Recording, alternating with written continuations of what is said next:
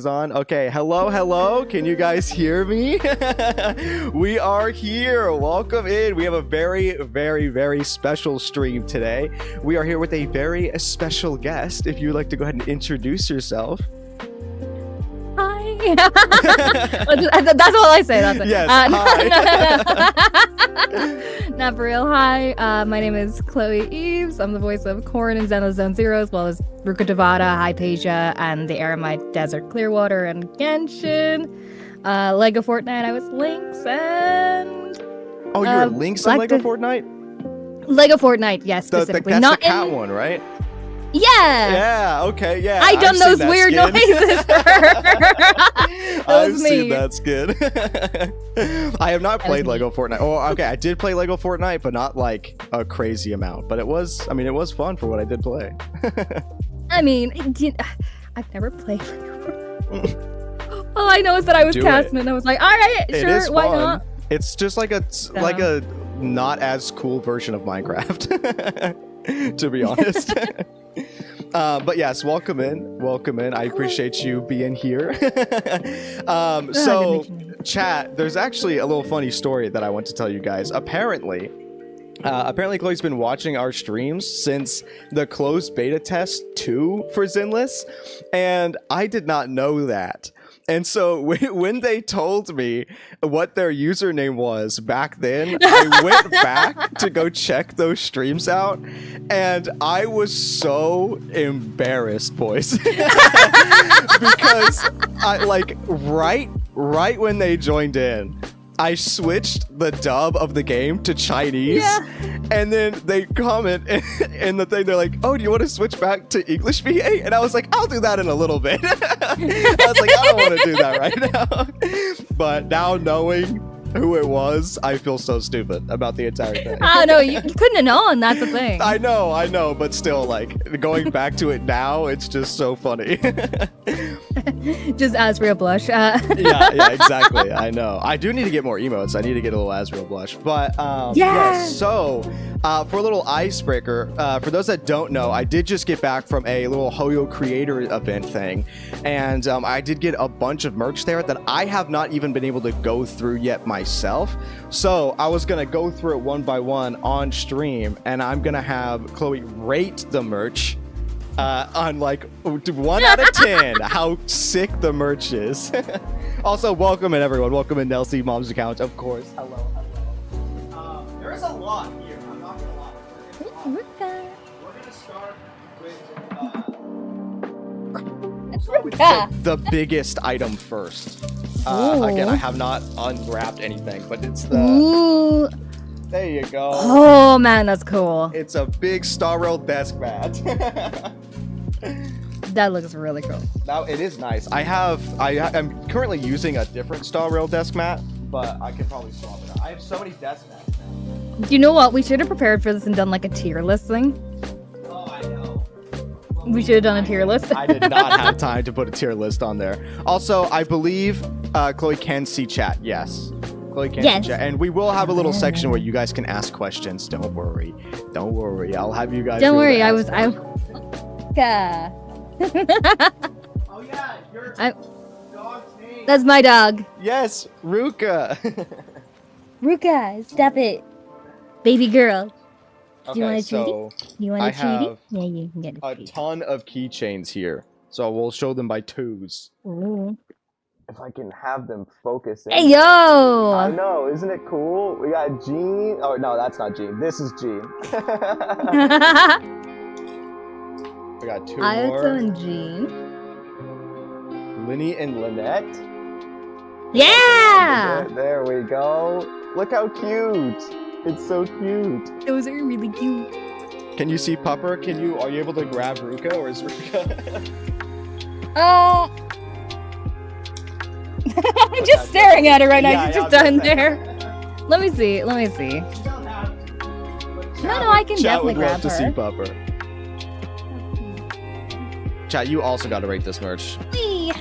Oh, look how cute! My little black void. My little black void. Oh my goodness. So tiny. She is. She's just... Mushroom is sleeping underneath the desk. I would grab her, but she is sleeping, and I don't want to wake her up right now. There you go.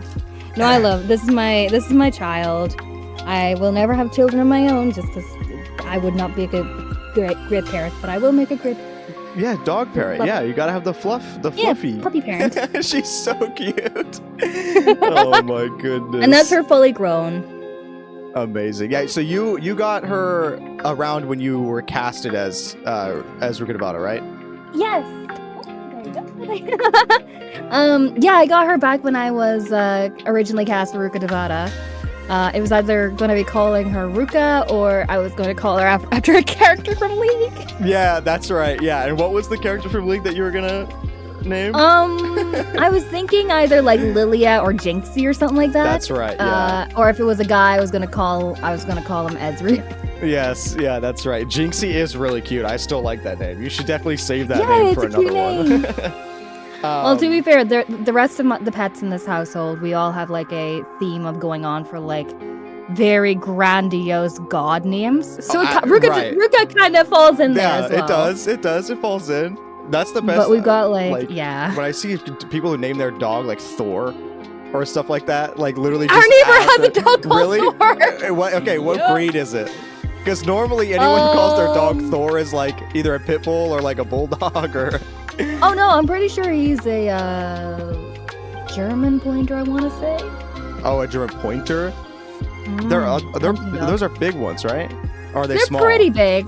Oh, okay. No, they're pretty big, but like they're short hair as well. Oh, okay. Yeah.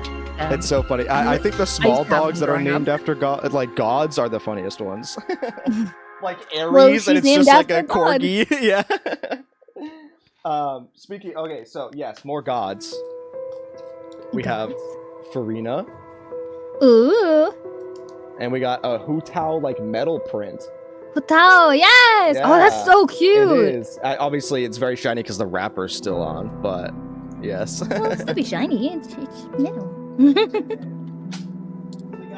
I'm doing great at ranking these, aren't I, guys? Oh yeah, you're doing fantastic. It's okay. You don't have to. I'm not ranking at all. I'm just like, these are cool. Them off. Hey, it's the boy. The boy. Hu Tao 10 out of 10. Dr. Rishio. There's so much stuff. More stuff, more. This one is very cute. I did open this one when I first saw it. It's like... I don't know what this is based on in Genshin. Do you know what are they like weighted little things or no? Well, this is actually like a little coin purse. And oh my god, that's cute! It's really, really soft. Okay, is it the Scar Cat? Is that what it is?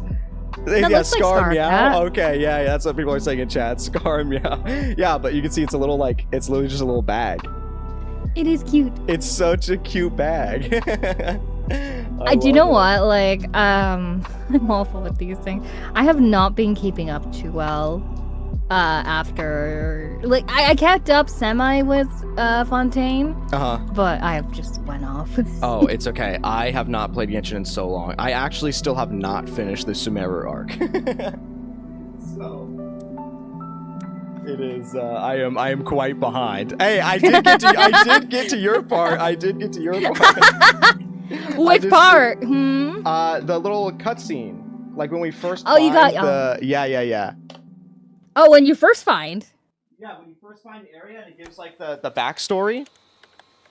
And it gives like the backstory of. It's like the 2D animated one. Oh. Do you know what I'm talking about? You haven't finished the Archon quest. Yeah, no. I still need to fight. I still need to do the boss fight of Scarra's like mech. That's gonna be fun. Yeah, if I re-download the game.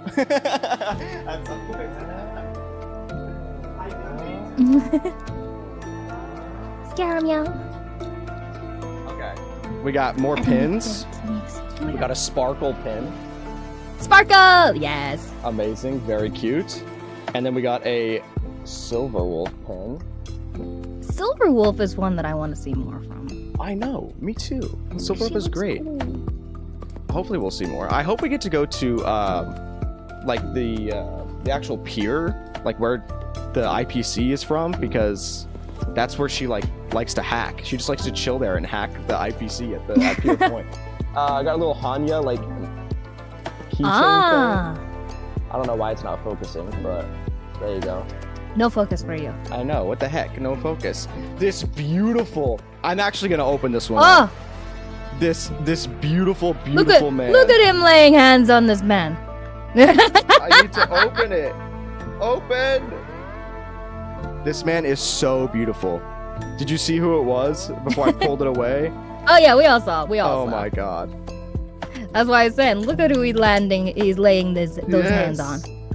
It's so cool.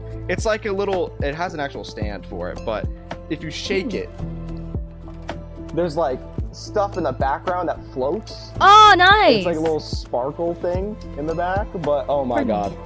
Beautiful. Nice. Beautiful man.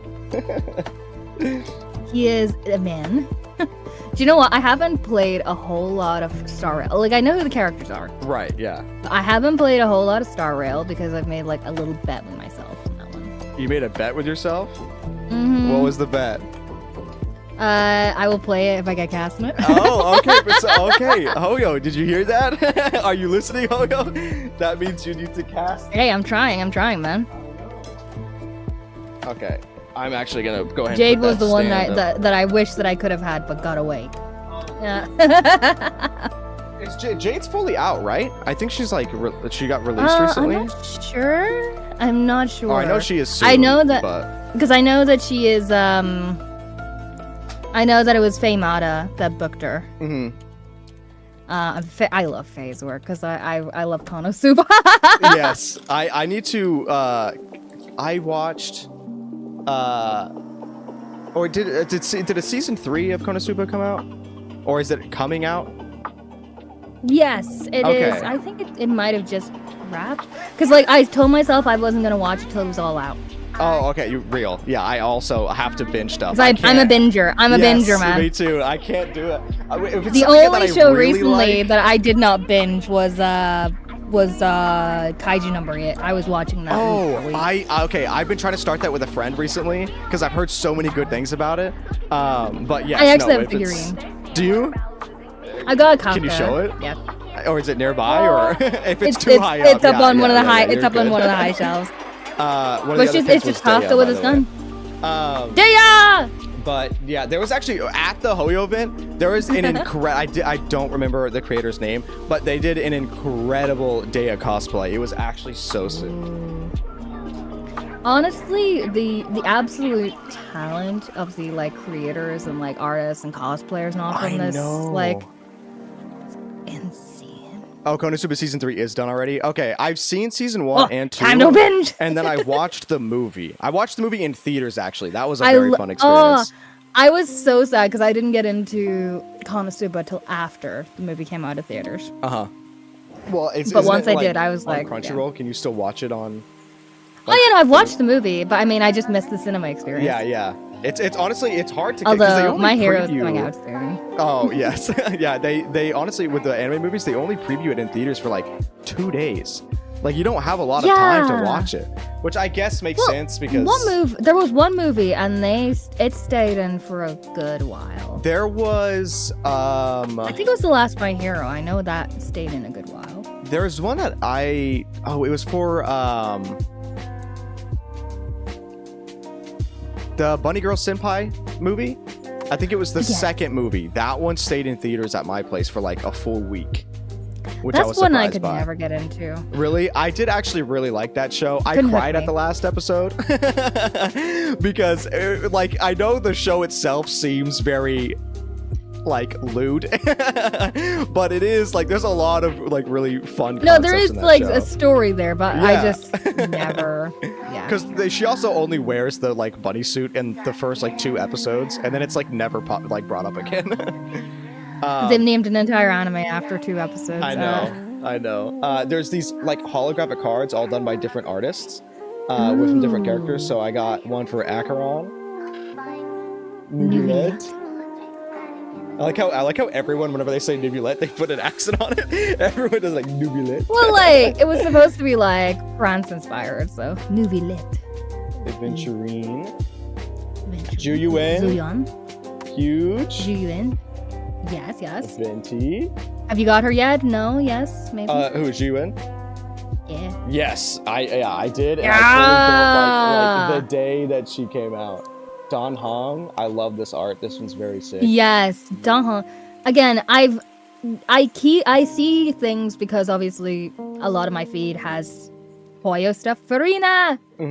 I see like a lot of Honkai stuff, so I can loosely keep up, but also not. Right. Yeah. With I Sorrow don't wanna specifically, it's hard to not see it because they're marketing and also everyone just posts everything about the characters constantly. It's your father. Yeah, absolutely. Dad! It's Dad! Dad! This I one's love incredible. like, oh wow. I'll go, oh my god, it's Dad, and everyone's like, Daddy, and I'm like, no, Dad! No, yeah, it's Dad. There's a difference. There's a difference. It's There's a Dad. difference. And then the last one is. No, when Jane Doe Robin. comes out, that's a different story. Oh, hey, yes. Robin. Yeah, when Jane Doe comes out. Oh my god, I remember for Robin, bless her, Alice kept that one under lock and key, and like whenever she came out, I was just in her DMs like, you're Robin! And she was just like, yeah! And I'm like, oh, I'm so happy for you. I know, that's stuff that they did with Robin was so cool. Like the actual, what's it called? Like the Samazard brother coming in on the Jane Doe mission. Come on, I my mean, man. absolutely. Like, again, I was saying, like, when Jane Doe comes out, that's an entirely different story. Oh, I know. And, like, Does Chloe play Chelsea ZZZ? knows that. Yes. Yeah. So we can, now that we're done with the merch stuff, we can go into, that was just. Oh, we're done? Yeah, we're done with that was all of it. I've had this for, like, nearly 2 years, and I've not been allowed to show it off to anyone. Is that like an official one? No, it's a fan art one. Oh like, my god, that's so cute. Yo. So I've had that for like 2 years, never been allowed to show it off until now, so. I need them to actually release all of them. But yes, Chad, don't worry. We're getting into ZZZ now. Okay, so not all the merch is done. Now I'm going to start asking you questions. But it's not going to, I don't want it to be like an interview like vibe. I'm going to bring up that's something fine. and Like, then we can just like chat.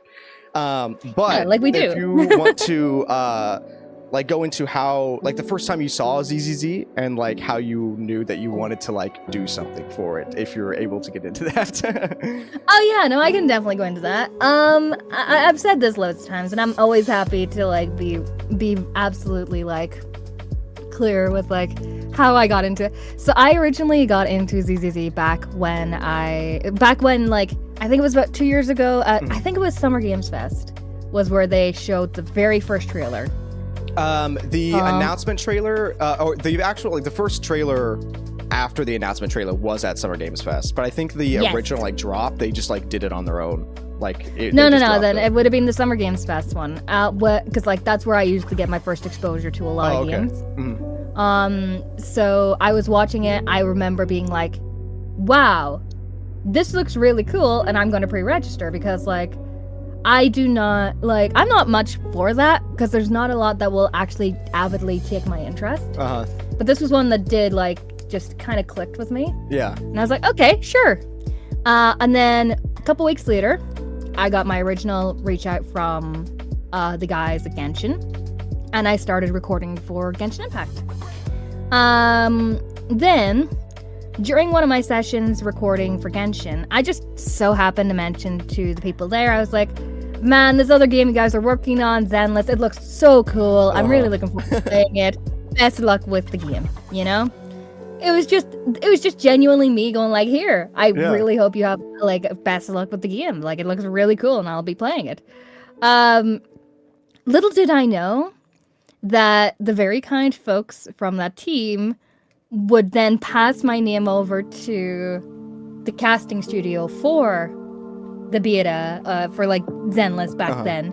And a couple months later, I get this reach out from a studio, and I'm like, you know, that's very normal here. I'll reach out to studios to get my my details in there so that I can be considered for auditions and stuff. So I gave them back my details, and then a couple of days later, I get the sides, and I'm like, wait, I recognize these characters. And I go and check on the Zenless website, and I'm like, oh my god. It's these characters. It's these characters.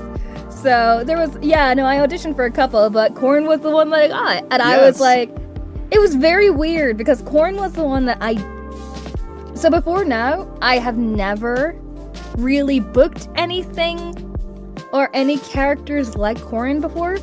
Like, usually I'm brought on for like gods and stuff like that, or like elves and stuff like that. Like something in the mid to lower. Yeah. So to be actually utilizing my upper range was very weird for me. So yeah, no, and then English, and my brain it just went off on the track. It went on the Star Rail Express, you know. Well, on the but no, like with you having to use your this is the first like role where you've had to do like the upper range like that. Did you? What kind of practice did you do for that? Like, did you have to practice going that high, or were you just able to naturally do it, or? So one of the things you're not supposed to do when you audition for something is go for a range that you can't be able to sustain for at least 4 hours in a session. Right, 4 hours. Yeah, because a voice acting session will never go longer than 4 hours. So whenever I auditioned with Corin, I sent in 2 takes that I didn't really, again, because I'd never booked anything like her before, I was like, I'll probably not get her. I'll probably go to one-on-ones that book these quite consistently. So I'll throw in my hat in the ring and then just leave it there. But I sent in 2 takes. I sent in Corin Wickes. And then I sent in Corin Wickes. Way higher. Yeah. Way higher. Higher than that, I think, as well. And I booked it. And for about 6 months, I'd not heard anything because they were still going through the long and arduous casting process. And so I didn't know which version that they chose. Yeah. Yeah. So I spent about 6 months just practicing that highest range, thinking, oh my god, it's an anime game. It's a Hoyo game. They're gonna go with the highest one. And then I get into my first one. They're like, yeah, it's the first take, and I'm like, wait, it's the lower one. And they're like, yes. Oh my god. Now, in saying that, like throughout the process, I did slowly raise it a little bit, just because the lower range did not feel very fitting of her, in my opinion. Got you. So, like when you were recording, she was lower than what she is in game. No. Like what you hear is what I done. Right. But originally Corin Wickes was supposed to be around here. And then it went up to Corin Wickes from Victoria Housekeeping Company. Like it went up to that there, and that was fine with me. It's always so like it's so weird hearing the voices without seeing the character. It's amazing. I love it. To be fair, I think because of my natural voice, a lot of people don't expect it. Oh yeah, no, that's fair. Yeah, I don't blame you. Yeah, we can go ahead and say, if you guys have questions, by the way, just go ahead and ask them. We'll answer them as you ask them. We're not gonna have we don't need a dedicated section. But yeah, so Archive said, what is your favorite voice line for Corin? My favorite voice line for Corin. There's a couple for different reasons. There's one that is 2 of them are from references because of what we were referring to when we done it.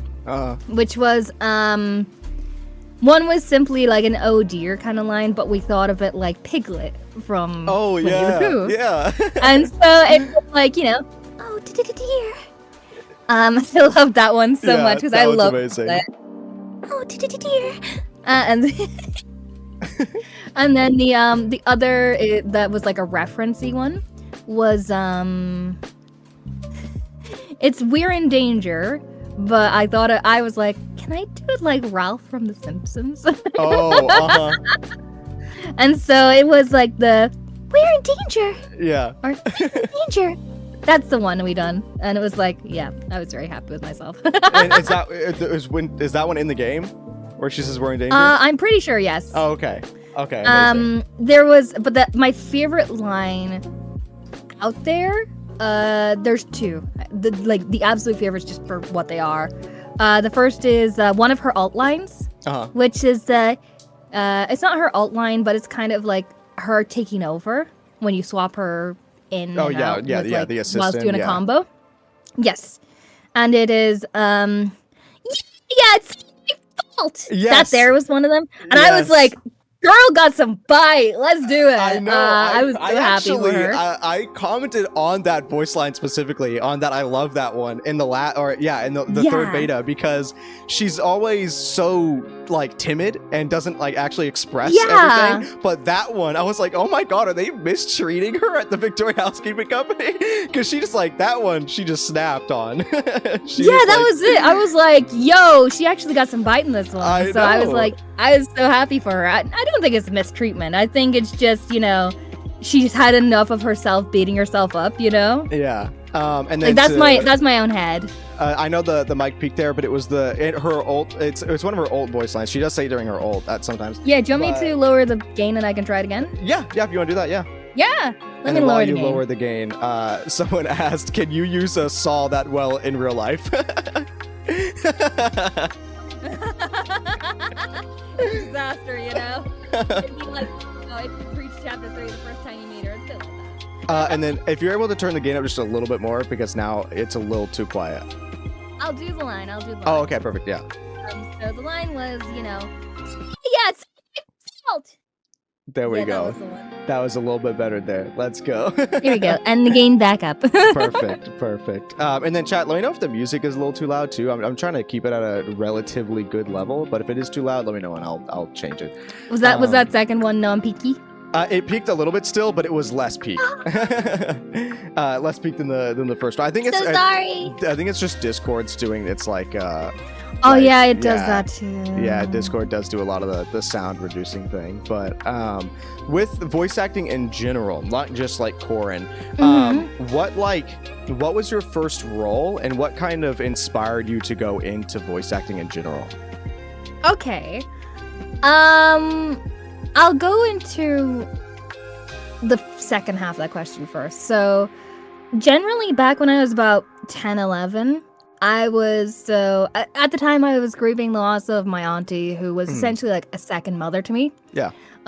So I'd moved in with my actual mother at that point because just reasons that I didn't live with my mom, which was she was just always working and all like that, and like she'd have been working late and all like that. So we just thought it was better for me to live with my grandmother and my auntie. That was fine. It was mutually agreed on. It wasn't like a bad situation. Right. Yeah.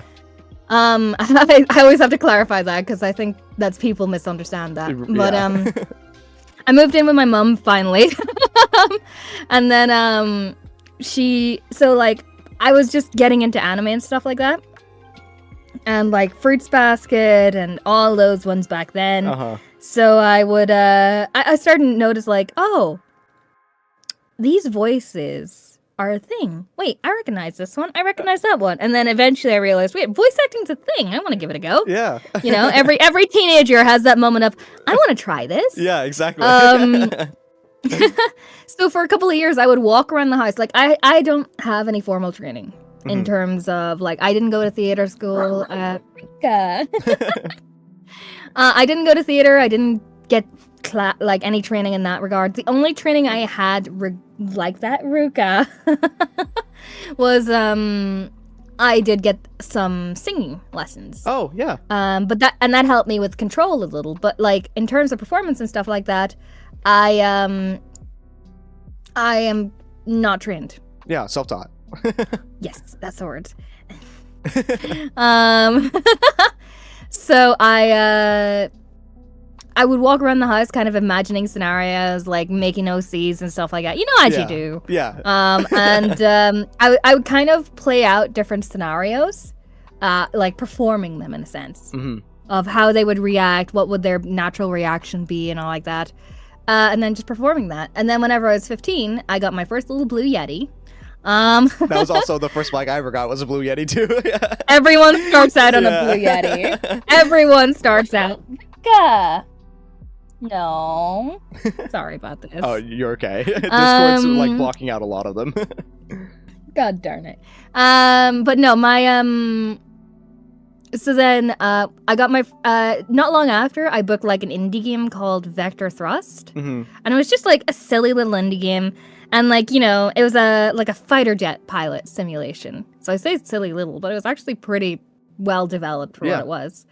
And so you had all these like pretty decent actors in this and all like that. And they were all like, you know, like doing the proper call out signs and all like that, you know, very official sounding, very real sounding. And then you just had little 15-year-old me sounding older than I am, like, you know,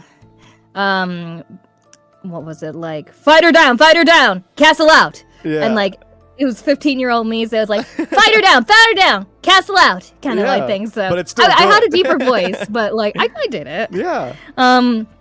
So like, that was my first ever role that I officially booked. That's so sick. So you were 15 when you got your first role. So was that like, did you get paid for that, or did you do like was it a free I got thing? $30. Hey, 30 bucks is better than nothing. 30 bucks felt like $1 million to me back then, you know? Exactly. So how did you find that role? Was it on like, what did you go through to kind of find that? I'm pretty sure I got that one on, it would have been one of 3 websites, and I'm pretty sure it's actually, I can narrow it down to 2. It's either Behind the Voice Actor. Oh, okay. Back when they used to do casting calls. Or it was Voice Acting Club, which is run by Kira Buckland. Okay, yes. The Casting Call Club is what I like used. Oh, no, not Casting Call Club. Voice Acting Club. Oh, Voice Acting Club. Different. Okay. Casting Call Club is the one that... Or, everyone knows that. Yeah, everyone knows that one. That's the one that I see a lot of them on. But yeah, I didn't know that Behind the Voice Actor did stuff before, like that they years did ago before. Years and years ago. Yeah, it was a lot of like stuff that you'd get on Casting Call Club, actually. Oh, really? I remember I used to get because one of the things is that I had a very mature / deepish voice for a teenager. So you know, it's not the best thing to be saying, hey, when I was 15, I could go from Lois Griffin to Uma Thurman, you know? I mean, hey, which you gotta have the range. So, like, back then, because I could pull Uma Thurman, I would often audition for characters like Poison Ivy and stuff like that in, like, fan comics and stuff. So I would get cast a lot as, like, those kind of characters. So what is your favorite role that you've ever done? Like if it is Corin, then besides Corin. I was gonna say Corin because like she's like the first character that I've really had a chance to kind of dig my teeth into and grow with. But apart from Corin, I love a lot of the work that I've done. I don't know. I love a lot of characters for different reasons. But I did love recording for Black Desert Online. Oh yeah. Yes, I'm actually one of the playable classes in Black Desert. I was the first English speaking option for a playable class. Amazing. Actually. So, and I played it. I am the Scholar. Oh, okay. The Scholar that came out back in December. The Evelyn O'Carroll. And I think a part of it was it was like one of those that like I've never played like anything that cool, and then like it was genuinely my voice. It wasn't me putting on an accent, it wasn't me putting on like a pitch or anything. It was just me, and I was like, all right, because so like I'm not that American. Easy? Does that make it easier or no? Like just being able to do your normal No, voice, it made it harder. Okay, I was gonna say I didn't know if that makes it harder or not because you're not like acting. Do you know what? Really. It makes it hard. Yeah, because that's it. It's like when you're okay, whenever I'm changing my accent or my pitch or something like that, I can clarify that as like I can classify that in my head as acting. Like I'm not Chloe at that moment. I'm this character. Yeah. But in this case in particular, they really just liked my voice, like with my accent and everything, and so. And then they loved like my little mannerisms and all like that I would bring to her and stuff. So a lot of it just did not feel like acting. Yeah. And I was like, wait, did I do all right? Or did I just yeah, that was it. I was like, did I just, I mean, to be fair, that would probably feel like a good compliment, though, if they just liked your straight up natural. Yeah, no, voice. Absolutely. Because like this here is very much my natural accent. So you hear like. It's not American. I think that's one thing people don't realize. I'm not American. Yeah, and I've asked you this before, but just so chat knows, is it hard to kind of like conceal the accent, or is it pretty easy to just like? It gets easier with time. Okay, yeah. It gets like, don't get me wrong. There's gonna be times where my accent will slip through. You'll hear it little bits in Corin now that I've mentioned it. Because especially like early game, like back when you first meet her in chapter 1. you'll hear like a bit of my Irish accent come out a little bit in some of my pronunciations. So yeah, no, it's yeah. Yeah. It's like, but like as I've gone on and like throughout the like doing it more and more consistently, it glosses over. Like I went to America last year, and I have this habit of if I'm around like a load of Americans, especially in person, my accent will naturally slip. Oh, really? It'll like naturally slip into American. Yeah.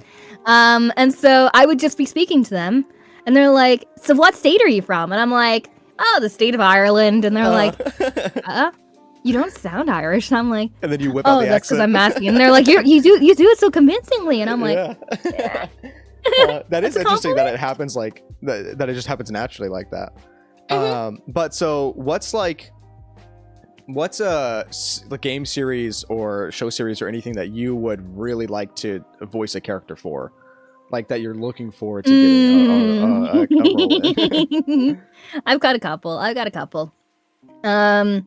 I'd love to be in Kingdom Hearts. Okay, yes. League of Legends as well is another one. But TV series, Miraculous Ladybug, I would love to be in. Hell yeah. I've got a tattoo and everything, man. Oh, do you really? Amazing. I've got a little Miraculous. Yo, that's amazing. It helped me through a really dark time, and like it just, yeah. Yeah. Then TMNT, Teenage Mutant Ninja Turtles. Based. And, oh my god, let's go. And Transformers. Transformers as well. They're the ones that, and like obviously like Batman and stuff like that. That'd be cool. Oh yes, yeah, because you're saying you did some Poison Ivy stuff, right? Yeah. Yeah, amazing. I need to. Isn't there like a Miraculous Ladybug movie that came out recently? Like recently. Actually, today's the year anniversary. Oh, is it? Oh, okay. That. I have not seen the movie, but I've heard very good things about it. Oh, also, I'm gonna change this over real quick. They said, as a fan of Victoria Housekeeping Company, I've been enjoying how the factions seem to foster fun relationships between the members. Has this influenced how recording sessions work in ZZZ at all? Not really. So we don't record together. If that's like actually I think I've only ever once or twice recorded with the other cast members in like a project, but it wasn't this. Usually for this year, it's just you, the director, maybe some members of staff, and like your engineer, and that's it. Yeah, which is honestly really impressive, because I mentioned it in a stream before that I was saying I feel like with how well the voice acting directing was, it does feel like everyone was like in the same room, because there's a lot of times where some characters will have like a little gimmick on how they say something, and then all the other characters will like mock them or like pick it up and do it the exact same way, which made me think that, like maybe obviously you were in the same room. Recorded before you, they can show that clip to the other actors, but like for the most part, it's usually just knowing your character, kind of knowing how they will react and interact with others, and if you're struggling with that, the director will help you. Yeah. So definitely, it is. Yeah, it is one of those that just knowing who you are. So like, I obviously know that Corin is pretty meek, pretty shy and anxious and stuff like that. But like when it comes to Lycon, she wants to impress him. She wants to do her best for him, not disappoint him and all like that. So like I kind of definitely foster the idea that in my own head, I'm like, I could see that like a familial like bond with them. So like a parental and child bond. Yeah, and that's why we say like his dad. That's why that's why I always say dad. Exactly. But so you have done sessions where you're like with the other people before? Yes, not for ZZZ though. Yeah, not for Zenless, but like just in general, you have done it. Okay, are those? Yeah. Do you have more fun? Like not that like it's gonna be more fun just in general, but like I feel like it would be nice to actually have them there, or is it more cool, nerve-wracking? Oh no, it's definitely cool, but at the same time, those kind of sessions can actually take up more time. Oh, okay. Yeah, that makes sense. So whereas if you've got one guy in there and you just go bang through a lot of lines, because that's usually what they're trying to get, is like for most video games or projects and stuff, they want to make the most of the time. Whereas with a group session, it works more for like, I'd say for like on screen or theater. I think that's probably where it's more suited. But like in a recording booth, you've got to watch so much more, especially if you're all in one place. So it's more beneficial to have them on their own. Okay, yeah, that makes sense. And because you said that the sessions never go over 4 hours, but what's like an average session duration? Is it like normally like always 4 hours, or because it depends on like what type of voicing you're doing? Yeah, it really depends on how many lines you've got, how much like cutscenes or any of that there. Like it really just depends on a load of things. So I'd say a voice acting session will never go any longer than 4 hours. Now, does that mean you can record more than 4 hours on multiple projects in a day? Yeah, that's your schedule, like I could be in 3 different projects that, 442, that's 10 hours, but that would be down to my own discretion. Right. Whereas, but one project cannot keep you more than 4 hours. If it's going to be strenuous voice acting, so a lot of screaming, monster noises, and all like that, it can be no longer than 2. Got you. Right. And that's for, to protect your voice. Yeah. Okay, so Mom's gonna ask a question. Chloe, I want to ask, what was your experience like working with the voice director? Is the director from the main Hoyo company, or sorry, maybe I'm reading that wrong. Is the director from the main Hoyo company in the sense that they're effectively the voice of the writer?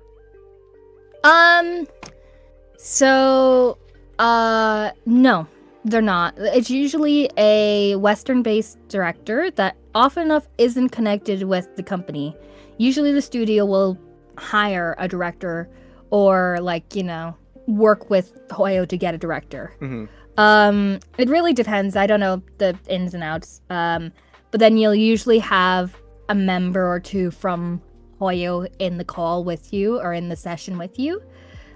Just to kind of if there's anything they need verification on or any translation things or anything like that, those guys can go and get that for you. Gotcha. Without holding up the session too long. Huh, interesting. So I know you'd said that you do a lot of, or most of your voicing is like in the home studio. Have you ever had to go into like an actual session? Yeah. Okay, what are those like? So I haven't done too many of those, but usually I'm down in London. I did one in Dublin once as well. But they're for me, it's very nerve-wracking because I'm not used to performing in front of people. Yeah, I would be the same way. But, once you do it once or twice, it's very easy to kind of get down. You go in, you meet the people, you chat, you have fun, and then you just, do your bit, and on you go, you know? This year, I've been in... So, last year was the first time I'd ever been in a studio. And then this year, and then I had nothing for the entire year. And then at the start of this year through till now, I've been in 3 other different studios in London. Yeah. So I'm doing all right. I can't say what for the most part. The only one I could say off was the start of the year when I recorded for a fortnight. But you do prefer doing the London, that was all the Fortnite stuff was done in London? Yeah. Amazing. But you do prefer the at home sessions? Yeah, because I don't live in London. I live a couple hours out of it. So that means every time I have to go to London for a recording session, I have to get long trains and stuff like that, up early and all like that. Actually, I think it was because of my last trip to London for a studio session that I got the COVID I had. Oh, yeah. So. Yeah, I'm sure that was fun. I'm mostly recovered. Mostly? I'm mostly recovered. It's just a bit of throat clearing now, but thank God the cough is gone. Oh yeah, no, it was. I had it one time too, and it was not fun. It was awful. But yeah, I would be the same way. If I ever did a voicing thing, going into a session would be very nerve wracking. I would definitely prefer doing at home stuff. Because do you know what though? From doing it in the booth, it helps. Does it? I guess because you get I don't know, because you can see their face too. Or when you're doing a home session, do they have their camera on, or do you just have like their audio? Sometimes, but most of the time, no. Okay, but in person, you can see them through the window judging you, right? Most of the time, yeah. Okay. Yeah. I've had some sessions where, you know, the only person through the window is the engineer, and like, you know, your director and all the rest of the team is on the screen, like, because they're all remote in different parts of the world. Okay. So it really depends. It really depends. Let's see. There's another question. Yep. First, someone said, "Thank you for voicing Corin." I absolutely love her, and I'm proud of myself that I built a cracked Corin. And then, yes, this is a great question. How strenuous is voice acting as a whole, especially when screaming or yelling? It can be. It can be. It comes down to a whole lot of different things. How long are you doing it for? How hard are you going with it? What kind of voice are you doing with it? Like, I do creature as well. Mm-hmm. Not as often as, like, I do character, but, like, creature is, you know, monster noises and stuff like that, or animals and stuff like that. I usually do the monster side of things. And, like, those ones, they can take it out of you. Yeah. Because you're implementing a lot of different techniques that you wouldn't usually implement. Mm-hmm. But it can be, definitely. But that's equally where you learn your limits, and where you learn how to look after your instrument, which is, in this case, your throat. You learn that ninjam is the best thing ever, which is a Chinese throat medicine. Okay, yeah, I was about to ask, like, what kind of methods do you use to, like, help your throat if you do end up hurting it? Oh no, ninjam. I'll take a break then. So, like, if I've had a very strenuous, like, vocally strenuous day, I will take the rest of the day off, and I will, you know, ninjam, rest my throat, try not to, because vocal rest is a thing. Mm-hmm. So, and so if you ever hear a voice actor and they say, "I'm on vocal rest," it just means that they're talking less to not talking at all, just so that they can give their throat a rest. Yeah. So, and it does happen. Yeah, I need to do that more, because I'm always talking to myself, because I do want to do, like, voice acting at some point, and a lot of the stuff that I try to do is a lot, like, lower, kind of like, have you watched Ruby? Yes. Okay, I try to go for, like, Hazel. Do you remember who Hazel was in Ruby? He's the big dude. No. Okay, how far did you get in Ruby? Not far. Not far.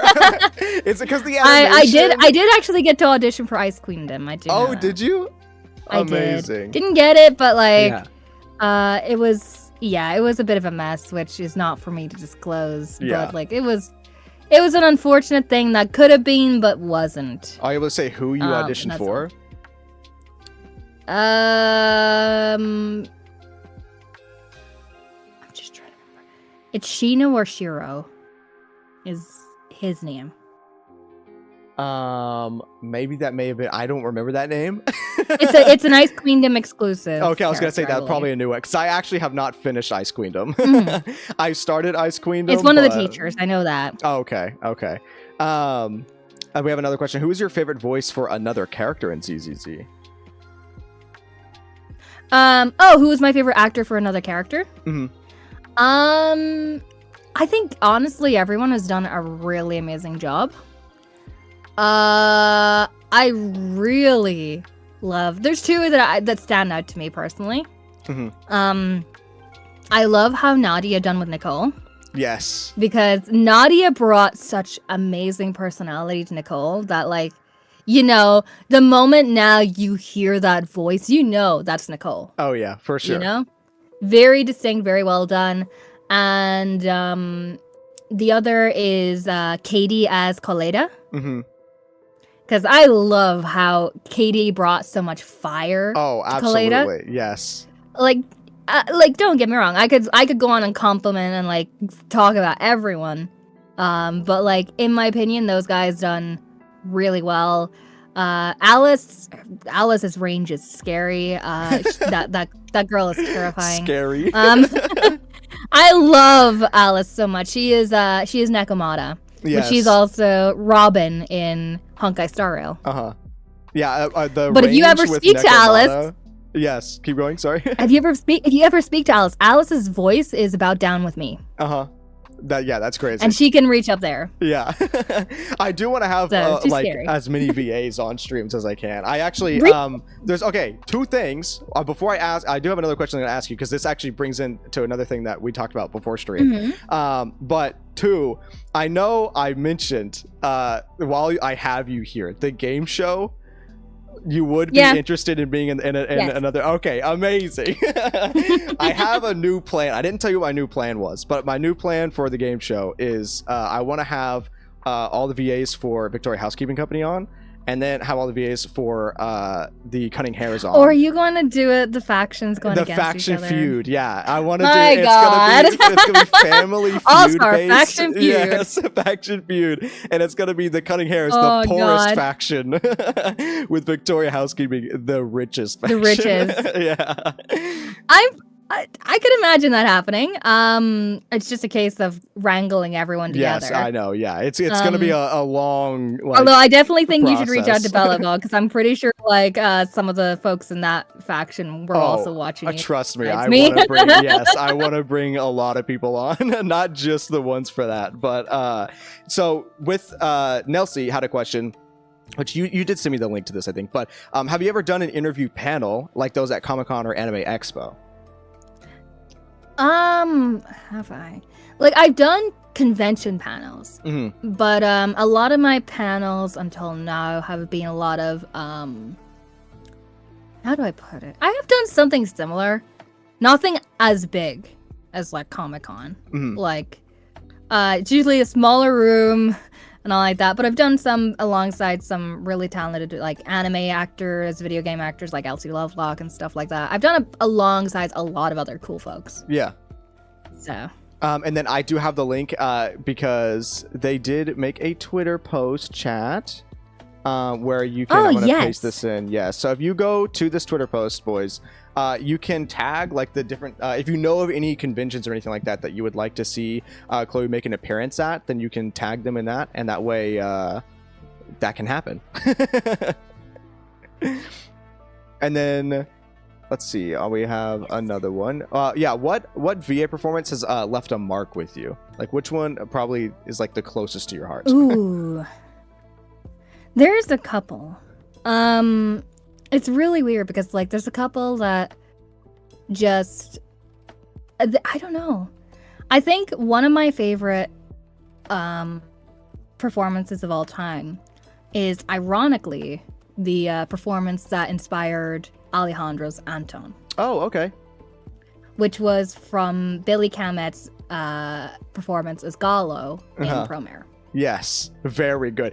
I know Honkai Impact 3rd got a collab with Promare, but I do think Zenless would be a fantastic like another game to have a Promare collab. Right, I don't know if that would ever happen, but yeah, it's right there. I'm just wondering who would be Leo, because like obviously we know who Gallo would be. Yeah, it depends on like what kind of collab it would be, because like for the one in HI3, to be fair, it like as cool as Promare is, that collab, I'm gonna be honest, wasn't great, because the first collab that they did was like with Neon Genesis Evangelion, and they had like a whole story thing, and they like had Asuka be like a playable character, but with Promare it was just 2 skins and that was it.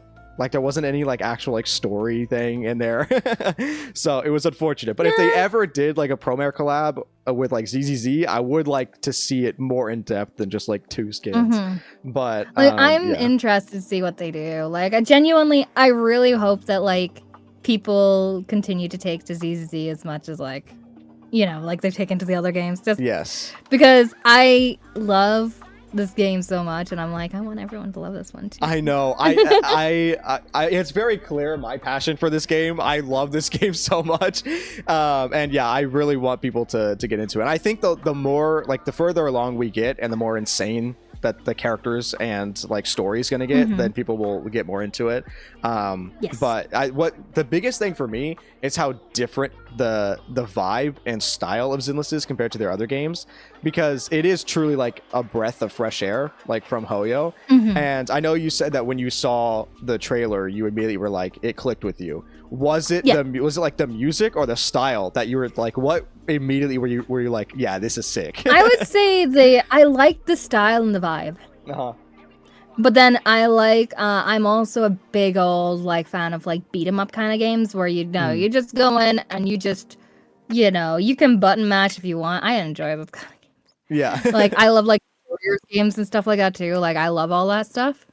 So anything you can just go in and just let ham and like just keep going. I love that stuff. And then obviously Zenless has its like again, I'm a Devil May Cry fan. I think that's the best one I can say.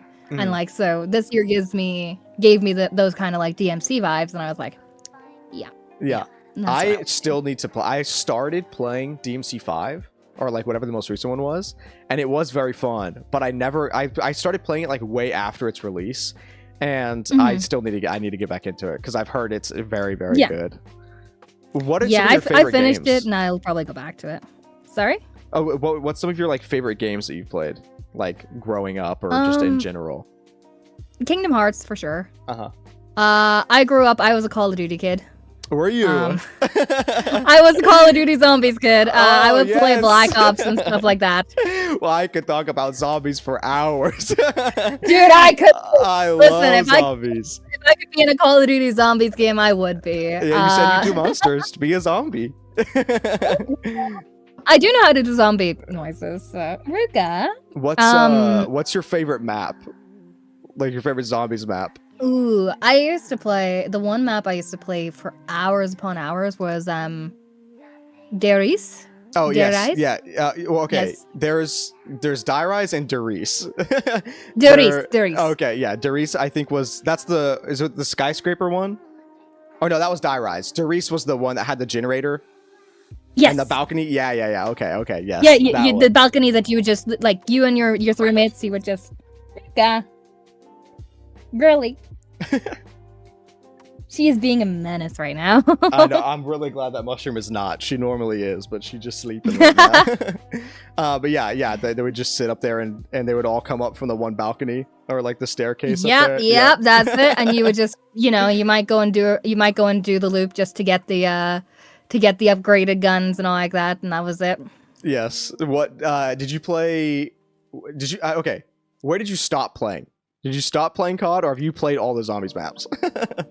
Oh no, I stopped playing back about Call of Duty. It was Black Ops 3. They really started losing me on. Oh really? That's my favorite. Yeah. Yeah, no, I played some, but like Black Ops 1 and 2 were like staple for me. The ones, yeah. And then like Advanced Warfare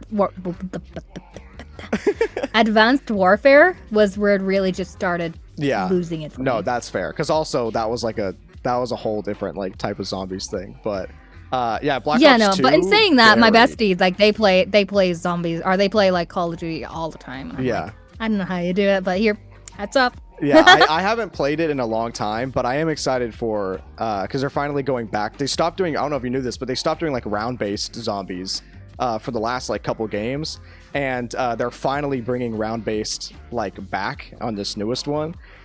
Because in the last one they tried like this open world thing, and it just like it wasn't good. I'm not gonna get into that too much. I remember there was one map.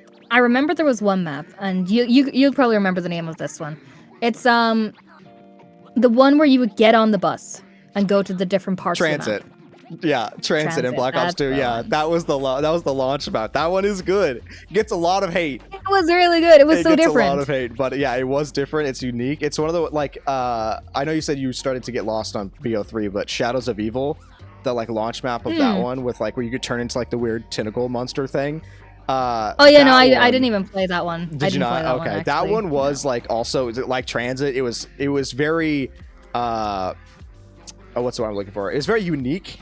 Like it was innovative, but it got a lot of hate when it first came out. But now that it's like older, everyone's like, oh, it's a goat. Like it's such a good map. Absolutely. I'm just sad that like World of War is like hacked to shit. You can't play anymore. I know. You can't do online, but I mean, it was nice because World of War was one of the only ones that you could do. If you had it on PC, you could do custom zombies. And so like you could get like a bunch of custom like maps and stuff, and you can do the same thing with BO3, but it was basically just infinite zombie maps. But back leaving the zombies thing away. Yeah, me and you could go on to this for hours. That would be us. Favorite Kingdom Hearts character? Ooh,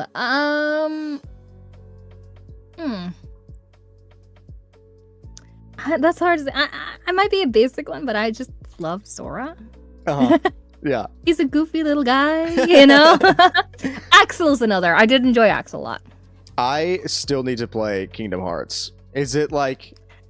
The trilogy is now on Steam. I was gonna say, because I thought there was something that released recently. My friend is a huge fan of Kingdom Hearts, and so I've heard a crazy amount of Sora from Kingdom Hearts in chat. Amazing. Hey man, hey, how's it going? Important question: did you both do your ZZ dailies today? Did you do your dailies yet? No, I have not. Do you know what? I genuinely do not play ZZZ unless I'm streaming. And the reason being is because if I boot up ZZZ and I'm not on a stream, I'm going to just play it. Yeah. Yeah. And I do not want to do that because I've promised my chat. But what I do is I do log in on my Hoyo Lab daily. Oh, yes. Yeah. I actually don't do that.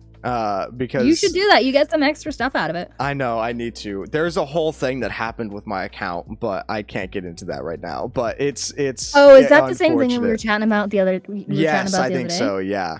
Yeah. So it's an unfortunate situation, but hey, it is what it is. Favorite Pop-Tart flavor? I don't eat Pop-Tarts. Okay, real. I also don't eat Pop-Tarts. But if I did, it would be strawberry. If I did, it'd be strawberry. Oh yeah, they're not as accessible over here. Well, I know you can get them, but I know you can get them, but they wouldn't be as big over here as they are over there. Okay, yeah. We got a crazy amount of flavors, to the point where the flavors make no sense. They just got they have to come up with unique ones. It's awful. When did they? Yeah, true. What is okay? So someone said favorite Kingdom Hearts game, but onto that, I have my own thing. Is it each one is actually connected? You have to play them in order? Yes. Okay. There is actually do you know what? Actually, I saved a tweet of the perfect order to play them in. Oh, perfect. Amazing. Because I need whenever I get a nice little paycheck through, I will be getting those, and then I will, I'll just start playing those. Yes. Here you go. Perfect. Let me see. If you open that up, there is multiple images, and it just shows you what ones to hell play, yeah. including what version of the game to play in. Oh, is there there's different versions? So essentially, on Steam, they have some of the in-between games on those too. Are the in-between games not the normal gameplay loop, or is it were they spin-offs or side stories that still connect into the main story? Okay, I got you. There's so much more here than I knew that existed. There's a lot of Kingdom Hearts. Birth by Sleep was another amazing thing, but if you didn't play Birth by Sleep and you play Kingdom Hearts 3, you're gonna be huh? Who are these guys? Yeah. There's a final mix version too. Yeah. Side stories, visual novel, kinda. My gosh. Yeah, I did not know there was this much. Because there's still a new. Okay, I know the trilogy came out on Steam, but they are still making a new one, right? A fourth one, yes. Okay, but that got announced a while ago. That hasn't come out yet, has it? That got announced pretty much after 3 dropped. Oh, which was a while ago. About a year or 2 ago, I think. Oh, was it only a year ago? 2 or 3. Really? 2 or 3, maybe. Yeah. Because they're also doing they basically waited 10 years to get between 2 and 3. Oh, okay. Yeah. Because now it's looking like when I look it up, yeah, Kingdom Hearts 4 is going. It kind of looks like Final Fantasy look with Kingdom Hearts 3 is Kingdom Hearts 3, it was a bit of a letdown compared to what people were expecting. But I think because Kingdom Hearts is really well known for being the Disney Final Fantasy crossover game. Is it and is the story there was very good?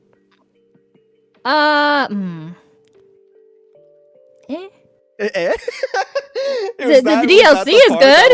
Was that the DLC letdown is part good. of 3, or was it the gameplay that was a letdown of 3, or was it all around?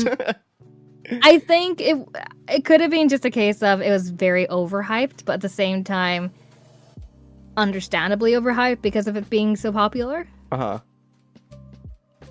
So, but I think another part of it was the big letdown of, as I say, it was supposed to be the big crossover series, and there wasn't a whole lot of Final Fantasy in it. Yeah. Yeah, I need to get... The Frozen World was botched, whatever that means. Whatever Frozen. that means. Frozen.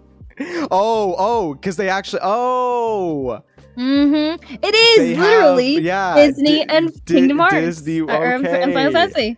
So Elsa was actually... I've never seen a clip of Elsa in Kingdom Hearts. Was she like... Yeah, she's in it. Oh my god, that's amazing.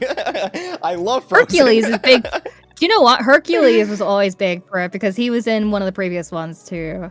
That's so funny. And I'm pretty sure they, like, if I remember right, he was like the first world you visit when you come to 3 and you're like, yay, Hercules! That's amazing. Yeah. I've literally only seen the memes and the gifs of Kingdom Hearts. That's the extent of what I know.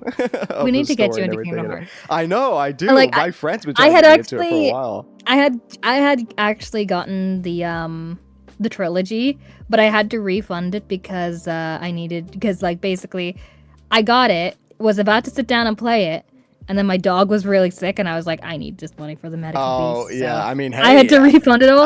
Real, at least you're able to have the time to refund it. Yeah, no, absolutely. Like, I want to make sure my dog's all right. I love my doggy. I missed 2 questions. Okay, hold on, let me go back. Let me see. Let me see. Got some itchy nose today. Question for both Van and Chloe. You can ignore this if it's not appropriate, but what do you think? What do you think of the hate train ZZZ has in both the West and in China? The reception is pretty mediocre. I don't know. I think I've mentioned this before in stream, but I don't necessarily think that it's actually getting real hate. I think it's one of those situations where it's just the game is new. And it's a Hoyo game, and people do tend to like to hate on Hoyo games. And also, there's the crowd that's like, they think it's cool to hate on new stuff because everyone is like excited for it. So it's cool to be different. I think it might be just a case like HSR where it's like, it's a slow takeoff, but once it then starts rolling, it's going to be big. Yeah. Because that's how... no one expected HSR to be as big as it is. Yeah, exactly. And that's what I was saying before ZZ launched too, was because HSR got a lot of hate too. Like before it actually came out, and then when it did, everyone like shut up and started playing the game and realized that it was actually a good game. That's it. Did the cold never bother you anyway, Chloe? The cold never bothered me anyway. Let's go. That's the singing lessons right there coming in. Dude, I've been in songs. I've been in nerdcore songs. Oh, really? Hell yeah. So, do you know what nerdcore songs are? I do not. No. So, nerdcore songs are essentially music that is inspired by, like, franchises or video games or series or something like that. So, there's actually been some for ZZZ as well. Oh, okay. Like, I know that there was, like, a Lycon versus Billy rap that went out. Oh, okay. I did see that came out. Okay, I do know what you're talking that about. Kind I of just genre, didn't know that it was like that genre of music. Yeah. Yeah, that genre of music is called nerdcore. Okay. And so I was in some really popular songs within the Five Nights at Freddy's community. Okay, I was about to bring up the Five Nights at Freddy's songs because I enjoy them. Yeah. Like I know the guys that are behind the Five Nights at Freddy's. Yes, I know the guys behind that. Amazing. Let's go. But I was in some of the DA Games ones. Oh yes, yeah. Yes, you told me about this. If you wanna tell chat about it as well, if you want to. Yeah. So DA Games is my roommate. Me and him have been friends for years, and I have featured in like some of his popular ones, like Left Behind, Break My Mind. Then like a Zelda song, and recently his other new FNAF one, Madman. Uh-huh. So Yeah, amazing. I did not know that you were in like a couple of the Five Nights at Freddy's ones. Five Nights at Freddy's, I know a lot of people like to clown on Five Nights at Freddy's, but that is actually legitimately one of the reasons why I got into lore, like in the first place, like for video games. What like made me super interested was Five Nights at Freddy's, because it was one of those games where it didn't tell you the lore. Like Five Nights at Freddy's was literally just like a scary game. Like it was nothing. But when you deep dived into like the background images and stuff, I'm awful with jump scares, so I can't play jump scares. Okay, I will say I was like 11 or 12 when that game came out, and so I was very scared when Five Nights at Freddy's released.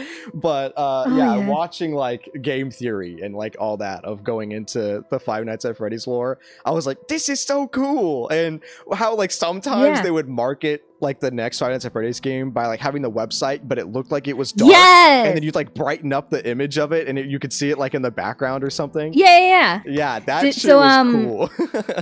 I actually work with one of the theorists, like one of those old theorists. Oh, really? And I'm friends with a lot of the others.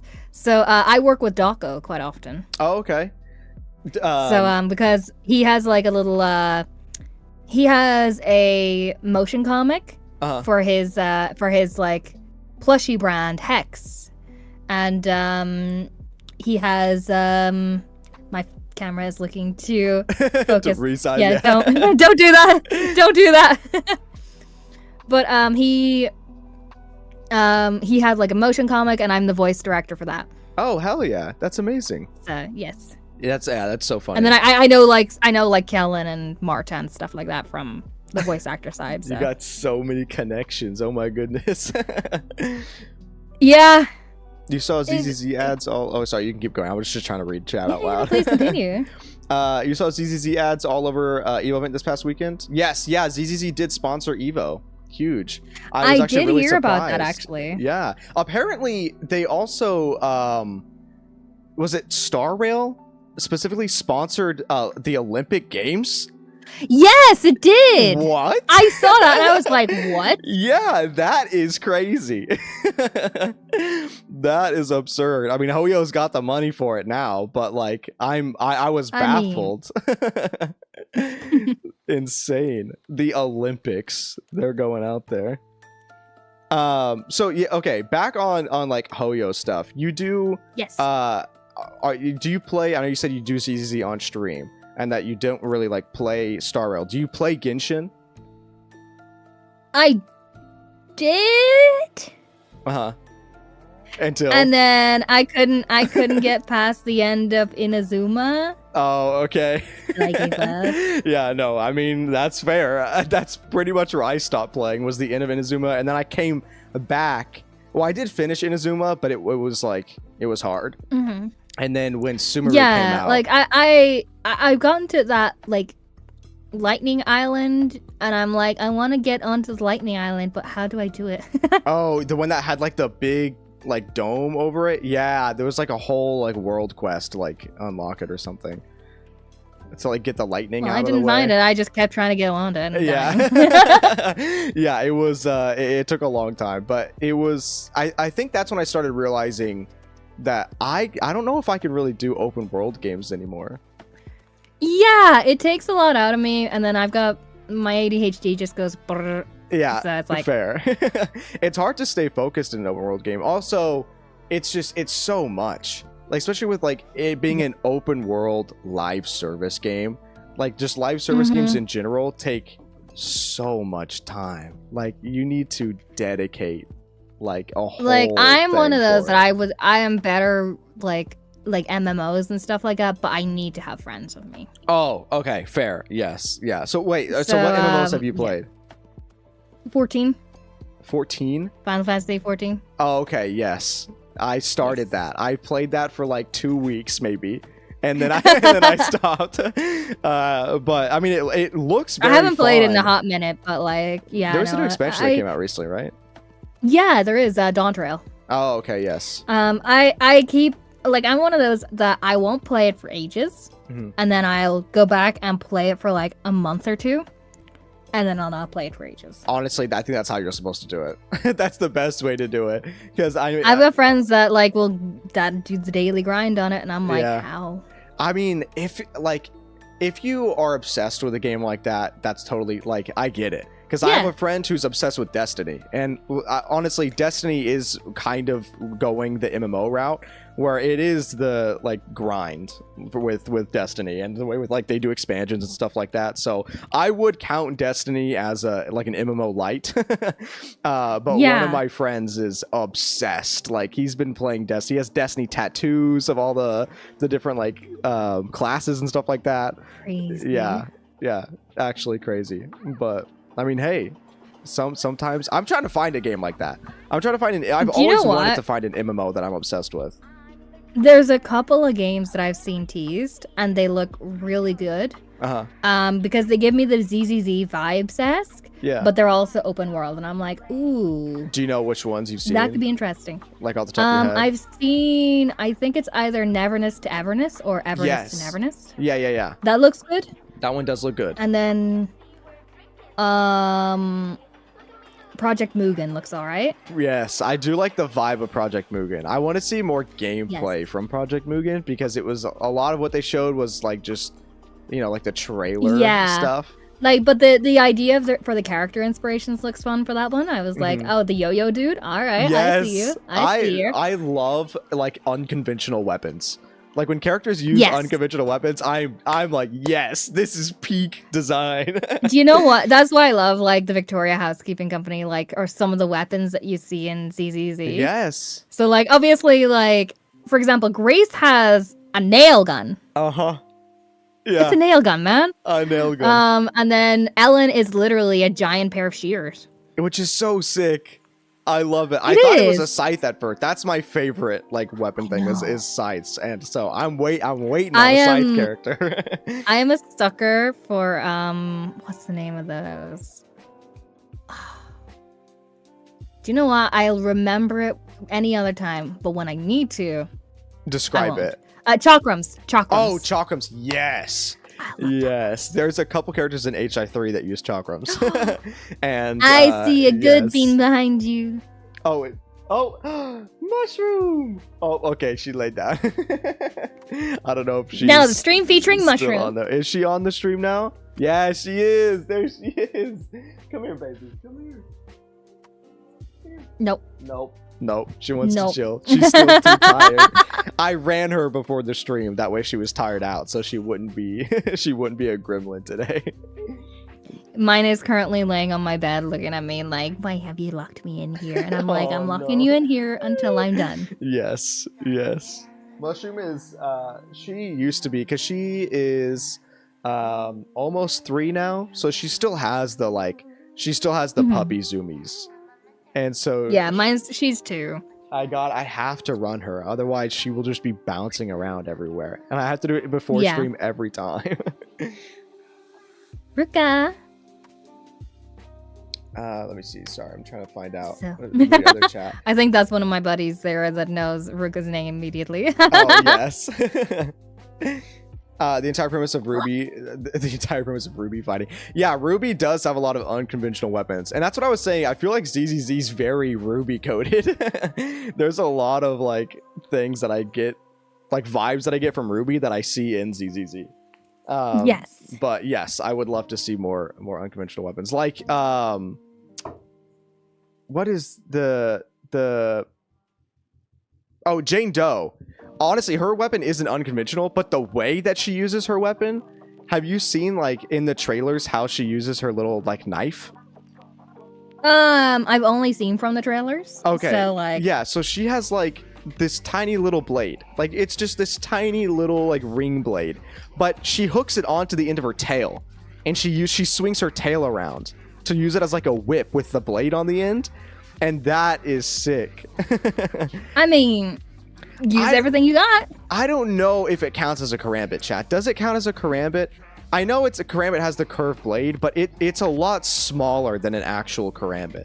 But you know what? I like that they explore these. I like that they explore these because realistically, if this world was a thing, you know, they're not gonna always be conventional. Yeah. With like how they use it, especially if you've got appendages of like animalistic traits. Yes. Or if you're a cyborg or something like that, like you're not gonna use it in the most like normal way, and I like that.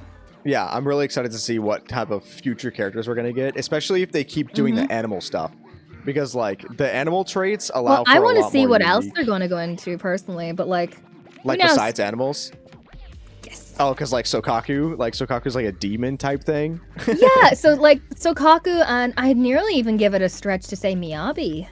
Like they're closer to yokai kind of like things. Yes. Yeah. She Miyabi does have the fox ears, but she has like that little ghost, like blue ghost thing that like infuses in her sword, whatever the hell that is. The only thing I saw from that is like it must be like, of my own theorizing, it must be like a family heirloom. Oh, okay. Because I seen it in that lore video. Yes. Because I recently watched that lore video. Uh-huh.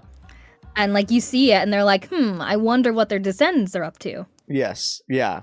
Yeah, you do see her, because she had like, her descendant had this weird like all the like tails around her or whatever, and so it did seem like it was the nine-tailed fox. Yes, yeah, like an enhanced version of whatever she has. But Nine tails. All of Section 6 inspired by a Shinto exorcist. I mentioned this before, but I do think that that's basically what Section 6 is going to be based off of. Is they're each going to have like their own kind of like cool like demon counterpart. That would be cool. And it reminds me of Hellboy. Do you know much about Hellboy? Oh, yes. Yeah, like the group that Hellboy's in, where it's just like demons fighting demons, or like those type of things. Yeah, that's what Section 6 reminds me of. But kind of reminds me of Psycho-Pass in that regards. I have not seen Psycho-Pass. If you watch it, bring a box of tissues, my friend. Oh, okay. Okay. I love those types of anime. It's very well done. It's very well done, like storytelling wise. What is your favorite anime? But it's very well done.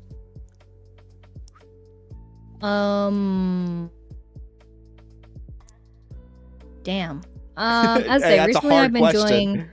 Yeah, it is. That's a loaded question. Oh. My camera died. One moment. I mean, you can keep going. You can keep going. I just gotta plug my camera in. I have to say, my favorite would probably be. Well, right now I'm enjoying Kaiju number 8, as I said. I like One Piece. I like One Piece quite a lot. Oh no, not the One Piece. I have so many I'm in a One Piece inspired D&D campaign every Thursday, so. Amazing. Let me see. I'm literally going to look at my thing. Are you caught Slime, up on I like Piece? Slime. I like Slime a lot. I like ReZero as well.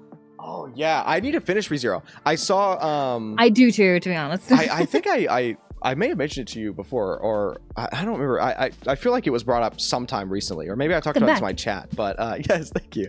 I watched the season 1 of ReZero like a week before season 2 was announced, and then I didn't get to I didn't get to watch season 2 because I was waiting for it to come out, and then I was waiting for, like I said, or like we said earlier, I was waiting for all of it to come out so I could binge it.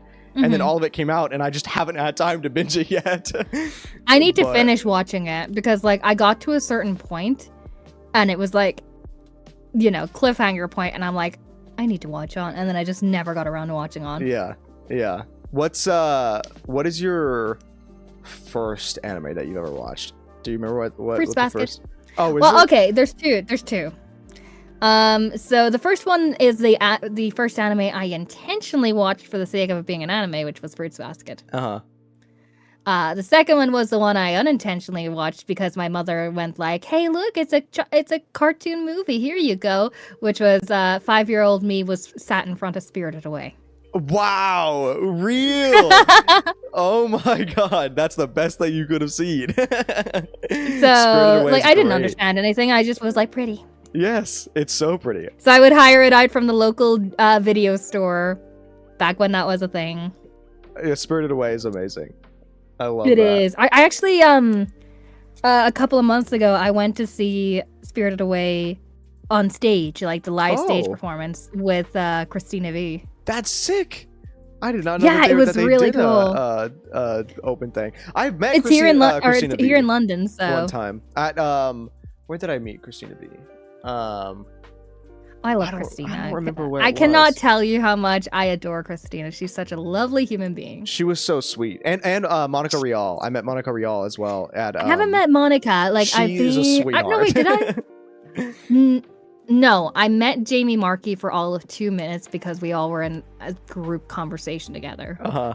I've had some interesting meetings with certain people. Like I walked into an elevator and who walks in with me? Only all of the Critical Role guys. And I was like, no way.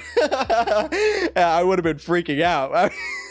Yeah, and I ran into Lucio's voice actor. He took my phone and started taking selfies with it, and then just handed me back my phone with a bunch of his selfies on it. I think were you at my stream that when I told the story about how I met what's his name? You talking about the towel, God. towel or the pillow thing? Yes. Yes, I was there for that. Yes. Yes, I was. What's his name? Oh my gosh. Patrick Warburton. Yes. Yeah. What an interesting story. Do you want me to tell the story? Yeah, you can tell the story if you want to. Yeah, go ahead. It was very funny. Oh god. So it's MomoCon 2022 or 2019. It's one of those two. I don't remember. And there's me and a bunch of other YouTube musicians such as Oreo and all those guys. We're all like sitting in a hotel room after the concert. It's late, and some of the others had went off to get their stuff because the boys had went to have a boys night and the girls had went to have a girls night, and I had a choice of both, and I went for the girls night because I was like, I can play video games, whatever. I can get my skin done nicely when I'm with these guys. So I was like, all right, sure. And so the others had went back to their hotel rooms to quickly grab their stuff. We had food on the way. And so it's about 1:30 a.m. and we hear a knock on the door and we're like, yay! It's going to be either food or it's going to be one of the girls. It's going to be good either way. Yeah. So all of us in the room, there's about 4 of us, all of us with glee in our eyes and like joy and very happy, going out to the store, and our faces dropped. Because it was not pizza. It was not any of the girls. It was a almost naked man with a pillow around his crotch. And we're like, that Ruka. We're like, hi. And he's like, I'm really sorry. I'm in a bit of an exposed situation right now. I can't get into my room. Can you call down to reception so that I can be let back into my room? And we're like, okay. Sure. So we get contacted. We contact the reception. They come up, they let him in, and we're like, okay, that was really weird. But you know what? We're not going to let that ruin our vibe. We're going to, keep waiting for the food. Yeah, we're going to keep waiting on the food, wait for the girls, have a good night. And then, the next day, I'm sitting in the green room, and the guy from the night before walks in. Fully clothed this time, don't worry. He was fully clothed. But he turns around and he's like, he walks in and like, you got big guys walking over to him. Like, you got Steve Bloom, you got Chris Sabat and all like that. They're going over like, hey, it's nice to see you, man. Like, it's so good to see you. And like, they're all clamoring around this guy. And I'm like, Who is this guy? Who is this guy? Like, these guys are getting up from their seats to go and say hi to this guy. Who is he? Turns out it was Patrick Warburton. Yep. It was Patrick Warburton. And what was the reason that happened again? Because he said that he explained it on the panel. Yes, I would not tell the story only for the fact that he did tell it on a panel. That's why I'm like, okay, I would otherwise not tell anyone the story out of respect for him. But the reason being is because the room the convention had given him was like a big suite. Mm-hmm. And the big suite was divided into 2 rooms that were divided by a room with a key card. So he'd went in, had a shower, went out to the living room sitting area part of the room, and he'd left the key card in the bedroom. So he looked around for a phone. There was no phone. So he had no way to contact anyone to let him back into the room because his phone was in the bedroom. His key cards were in the bedroom. There was no phone in this area. So he was like, I'm just going to grab a pillow, go out and see if I can find anyone in any of the rooms because it was so late. He couldn't just go and knock on anyone. So he was like listening for noise and he heard noise from our room and he was like, please to God, may it just be like a bunch of dudes, please, please, please. Yeah. And then when he said like, 3 to 4 youngish like girls answer the door, and he's like, shit. Yeah. Also, yes, to answer chat's question, I didn't want to interrupt, but Patrick Warburton is like an actor who's done like film, television, voiceover and stuff. Yes, probably the most well known is Kronk from The Emperor's New School, or Joe from Family Guy. But very, very well known. Like, you definitely have heard this man's voice. Yes, Patrick is very well known. Yeah, they go, Kronk? There we go. Yeah, his voice actor. Now it's clicking for everyone. Yeah. Yeah, no, like, he's the meme voice, like the, Cusco. I love it. I know. That's so good. Oh, but man. yes, there you go, chat. It clicked. So my back to the anime question. I was gonna say what my favorite anime was. But my first anime was actually Soul Eater, but I never finished Soul Eater. Yeah. Yeah, my friend, I didn't know what anime was. And my friend was like, yo, you gotta check this show out. It's got a scythe in it. It's called Soul Eater. And I was like, all right, bet. And so I started watching it, but I couldn't get into... I didn't like reading the subtitles at the time. And so... but we didn't know how to switch it. Like, we didn't know that there was, like, an English, like, dub of the show. And so what I ended up doing was I was browsing. I think this was when Soul Eater was on. I don't know if it's still on Netflix, but it was on Netflix or something. And then I saw Sword Art Online was on Netflix. And so, yeah, my first, the first anime that I fully finished was Sword Art Online.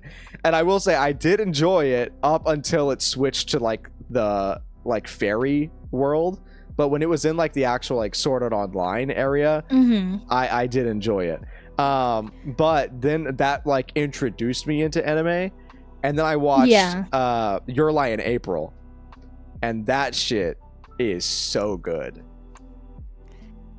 How many tissues were needed, friend? A lot. A lot. I did cry at Your Lie in April, and that's what I was like. It's peak. It's so... I was like, again, I was like 13, 14 probably at the time when I watched it, but it was... I love that show so much. I love, honest to God, like, there's, like, okay, Sword Art Online? No. Soul Eater? Yes. Your Lie in April? Yes. There was one movie I watched during the pandemic, and it's called Ride Your Wave. Oh, yes. And it's like an anime movie, and it's very... not well known, but it's really good. That rings a bell. I'm gonna Google this because I'm pretty sure I've seen this. And I remember me and two of my buddies, we were watching it. We were muted up during the movie because, like, you don't want to be like heard like what during the movie. And then the end of it happens, and it's a real like it really hits you in the feels really hard. Yeah. I kid you not, me and my two buddies, we all like unmuted at the same time, and all you can hear is just like, no. I originally was gonna watch that in theaters, but I wasn't able to, so I did rent that movie and I did watch that like at home, and it was. Yeah, you watched it? I have. It's a very good movie. It's very to very be good. honest, the end of that movie like, you know what? I held it together. I was doing so good. I didn't cry the entire time.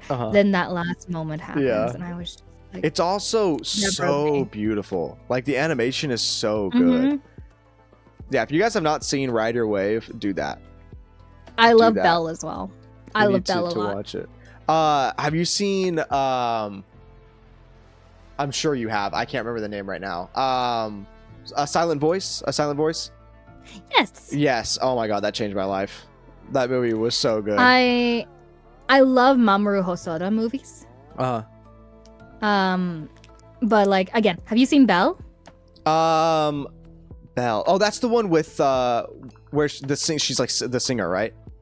Yes. Yes, I have seen that. Yes. It's so good.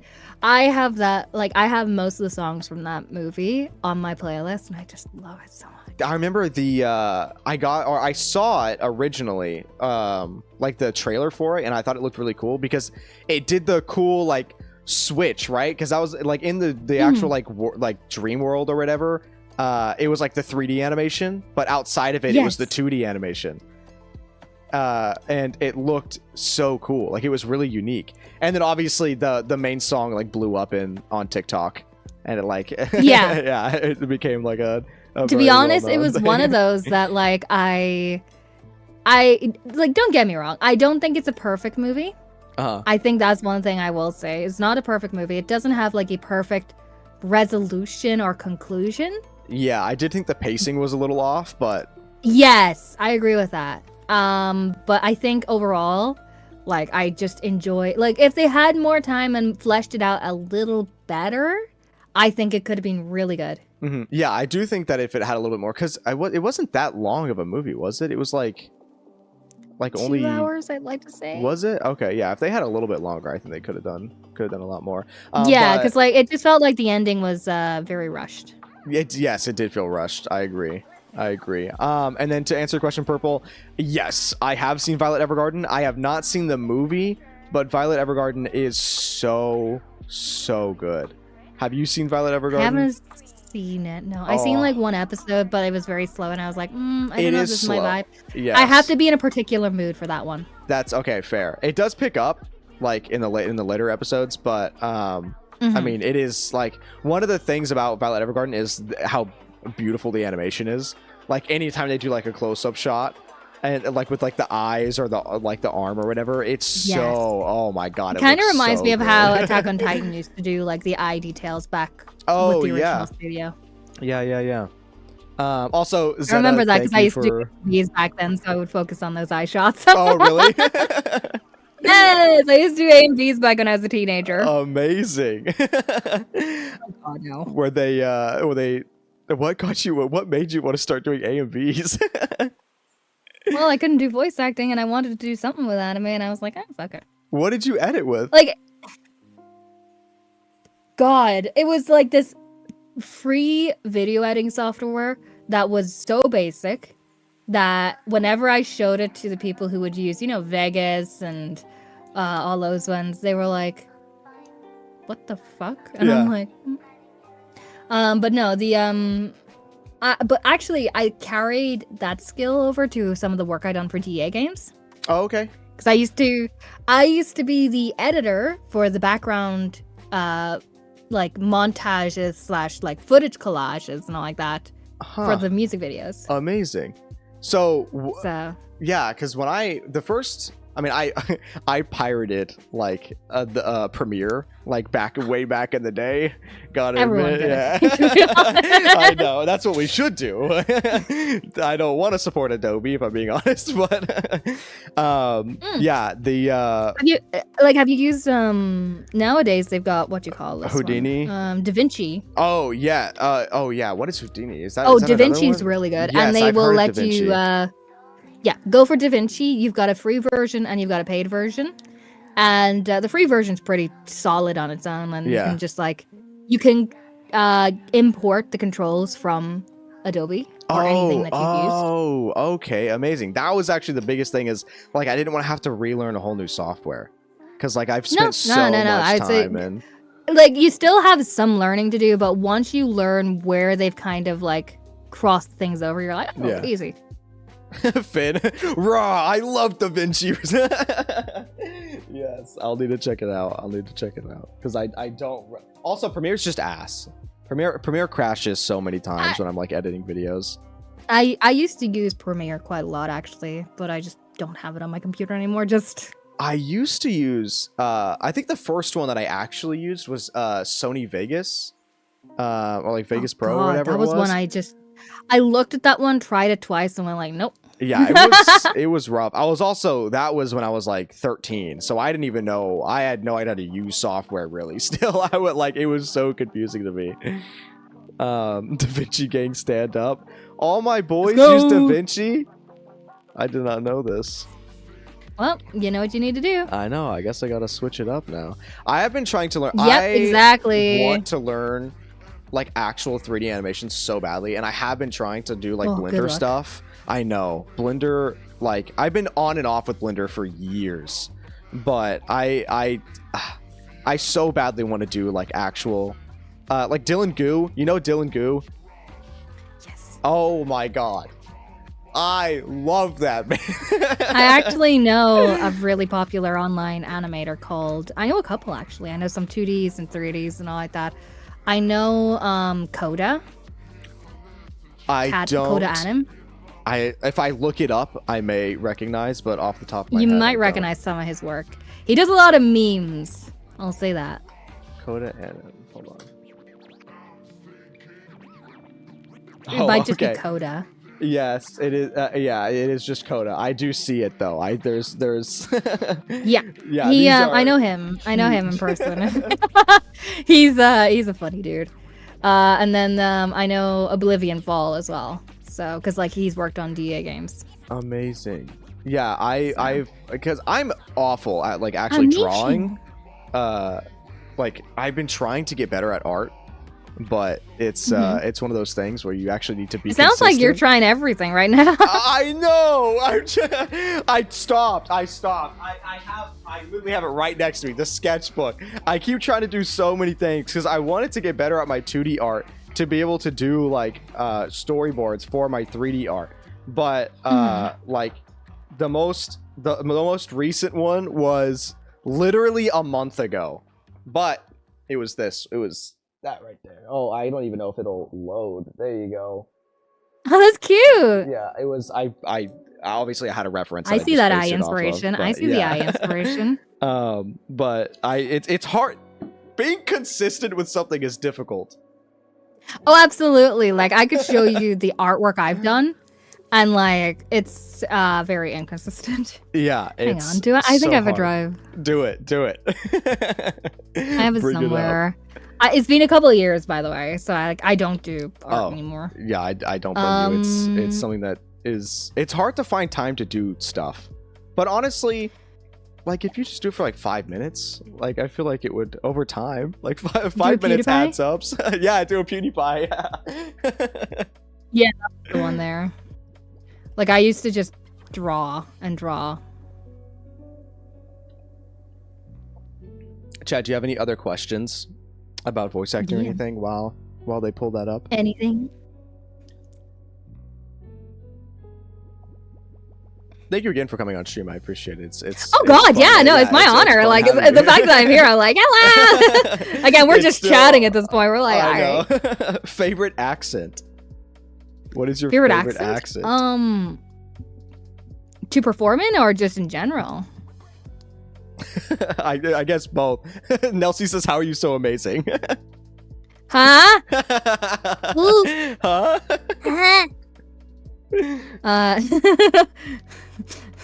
Okay, they said favorite accent to hear. Accent to hear. Oh, I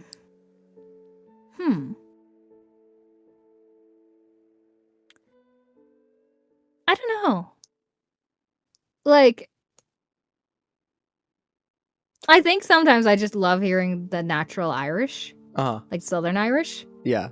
So like, I don't like where I'm from because I'm from the north and we have very. I always say it this way: the Southern Irish, the accent is very beautiful and very, very sing-songy. They keep their lips very much together and just down here, it's lovely and it's very lovely singy-songy. And then you go up to the north and they don't know how to shut their mouths and it's up here and it's like, "Hi, how's it going? Hi, what's the crack?" Honestly, I mean, either one, both. I love the Irish accent. I think it's cool to hear and also funny. I know, it's like, no, like, but I like that. I loved, do you know what, actually? I've got an answer, and it's when I go to Scotland. So I've done 2 conventions in Scotland. Well, I've done 1. I was supposed to do 1 at the start of the month, but I had to pull out because I was sick. But I was still up in Scotland, just resting in my hotel room. Pardon me.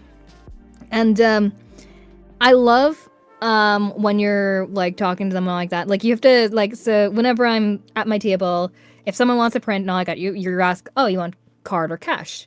And the way that they will either say card or cash is like, or what I can't do. I'm really bad Scottish, but whatever way they say it is like just so beautiful. Also, I love Lilia from League of Legends, which she has a beautiful Scottish accent. Lilia is Lilia the one that's like a deer? The deer? Yes. Okay, I haven't heard her voice, but I love her design. Her design is really sick. Have you ever seen The Dream? I love. No way. Is her voice really that like heavy on the accent? Oh yeah, she's got a very thick accent, but like at the same time, it's not like it's very thick and clear. So.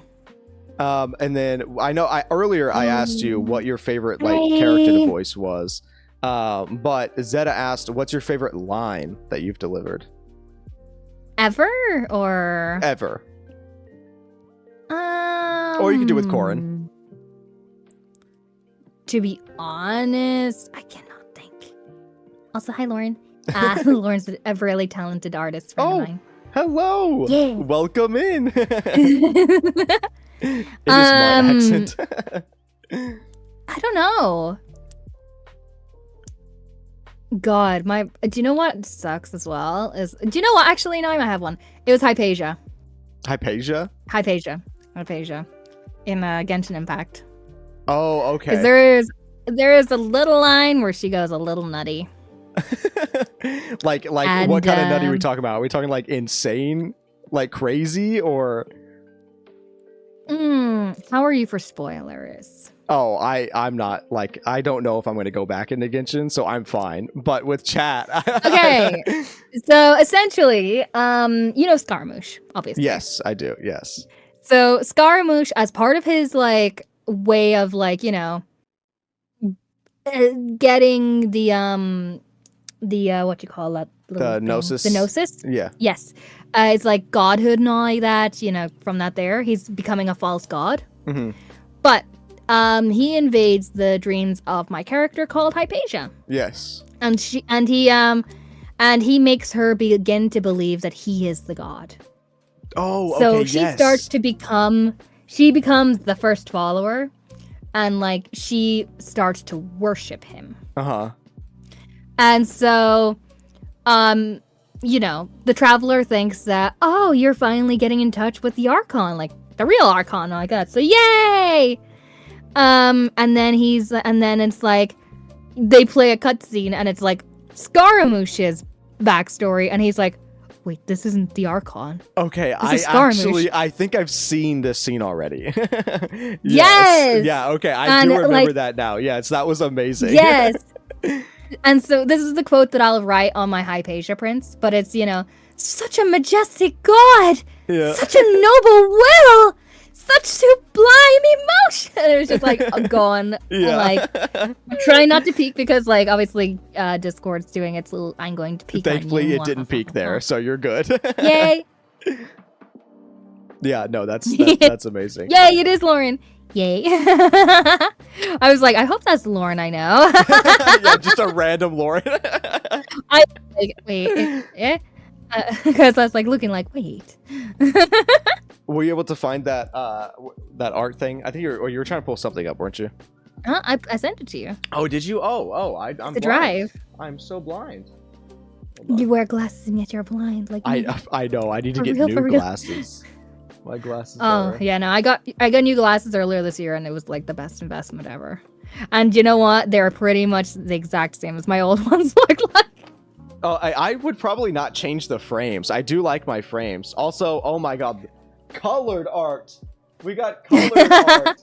I'm trying to figure out if I bring this up, chat. This is going to block your camera really quickly, but it'll be your art. Here we go. Can I scroll through this? Yeah, go for it. Oh, there we go. Be able to. I didn't know if it was actually gonna let me scroll. Yeah, this was art that I used to do. I I love the this one. I like the way that you did the color on it. Oh my god! Oh, we can't wait. see it. Oh, can you not? Hold on. What's showing up on? Hi. Oh. Bring it up. Is it showing now? No, it's not. Huh. Nope. How do I even have this here? Hold on, boys. We're gonna have to change to a different screen. One moment. Let me add this on. Changing screen? Display capture. I just realized that this was a Doki Doki one. Yeah. That I have on here. This is amazing. Okay. There we go. Oh yeah, no, like I have those as full ones somewhere, but like, yeah, they're pretty dark. now you can see chat, and if I can.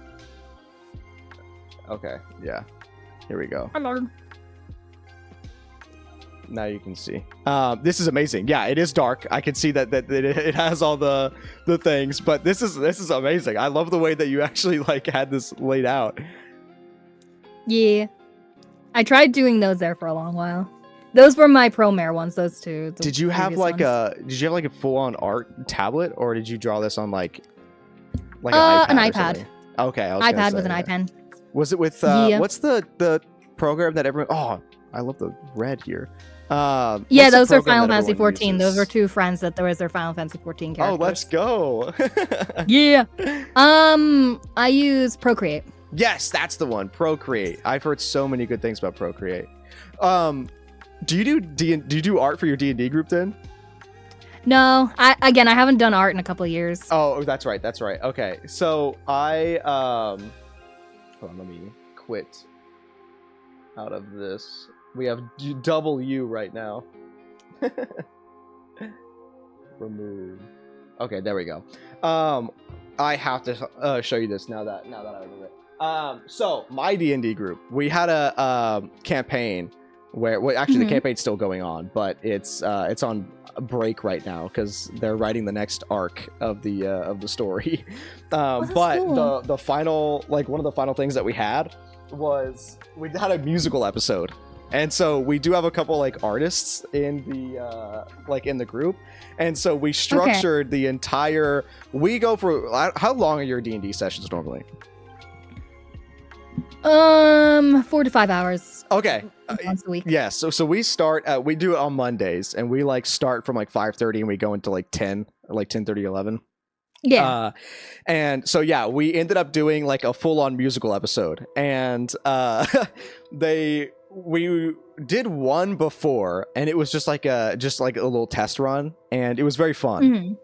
I just got a little one-off thing. But the second time we did it, we had our artist make it. We did an entire playbill like for the musical like episode, and that's brilliant. It's amazing, and we got like all the like character art. If I turn my light off, it'll come through better. Hold on. There you go. Wow. And like in here, obviously, it's all the different acts, and we had everyone like sign it on there. But it was so much fun, and it had all the lyrics for all everyone's songs in there, just like an actual playbill, and it was very, very fun. We obviously had a few drinks to loosen up. That way we could sing in front of everyone, but it was a blast. I really liked that. That's still really cool. Like, yes. All right, we're gonna have the musical episode, guys. Let's go. And it Where's was the beach episode? Huge props to my DM though, because my DM like laid out everything so perfectly where it tied in like with the story and everything. It was amazing. It was so good. D&D is fun. Chat, play D&D. I say I'm part of a One Piece inspired campaign, so it's like, yeah. Right now, I'm the one that's like going on while the DM is writing the next arc for that one. We're doing a Skyrim based campaign, but I actually have not played Skyrim. Oh, I know. Yeah. You're finally awake. That's all you need to know. I know. That is the one thing I do know. Okay, correction. I've played Skyrim, but I only, like, the moment I got it, I filled it with mods. So I've never done like the actual story of Skyrim. I've only done base Skyrim. Yeah, I've only done modded Skyrim. So yeah, but I feel like that's something I need to do as a gamer. I feel like I need to actually go through Skyrim to play it. Certified gamer. Gamers. You'd play if you had friends. Nelsie. It online. You do it with everyone you know. Indoctrinate them into D&D. The campaign you're in had a whole. Yeah, exactly. It is a cult. It really is. Purple said the campaign I was in had a whole arc about mystery killings.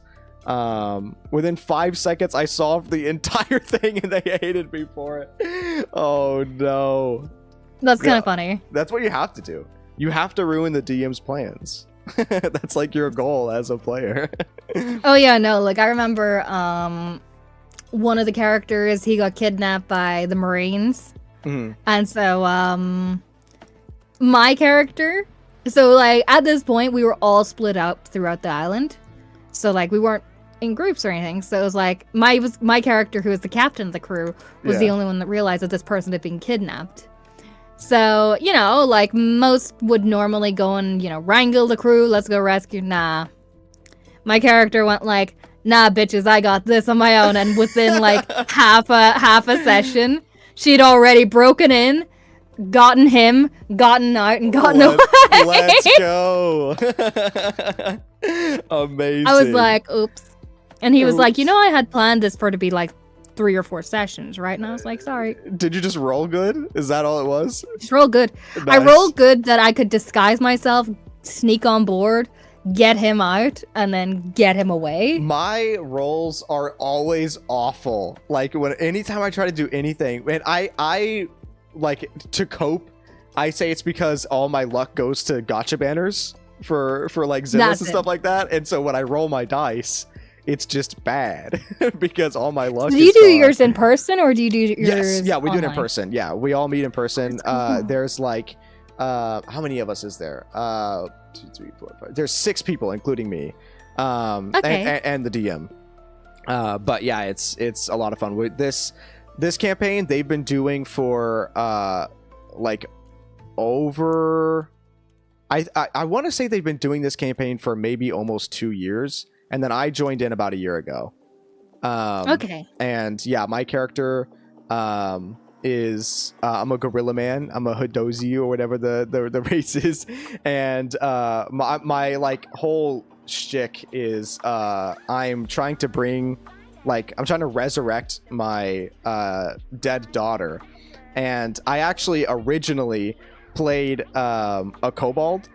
And that kobold, like the way that I had it set up was, the kobold was actually the one who killed the daughter of my current character, but the group didn't know that, and so eventually, like we were brought in for a meeting, so that way this one other like person could come in and talk about what the mission was going to be, and the person who walked in was my new character. And recognized like the old character that I was playing, the kobold, as the one who killed his daughter. And so I went over there like as the new character and killed off my previous character. And then the DM he was like, would you like to introduce your new character? And so that's how I was like introduced as this one. But my weapon is a scythe. Brilliant. Yes, and I have like basically it's the staff of the scythe, but on the top of it sits the skull of my old character, and my old character like bit off the arm of my daughter, and that's how she like passed away, was she bled out.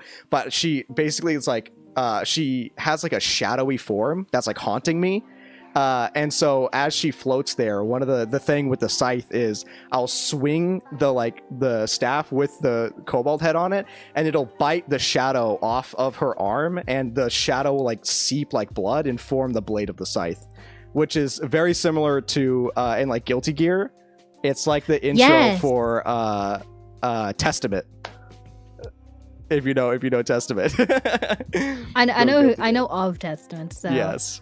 But still, no, mine is a cat girl, and I have a backup character ready, but like only if she dies. Yeah. But I'll tell you that the irony on that one is Right now, she is a... So originally, I had her set up because I wanted her to be a rogue who would use a fishing rod with the fishing line as like a whip.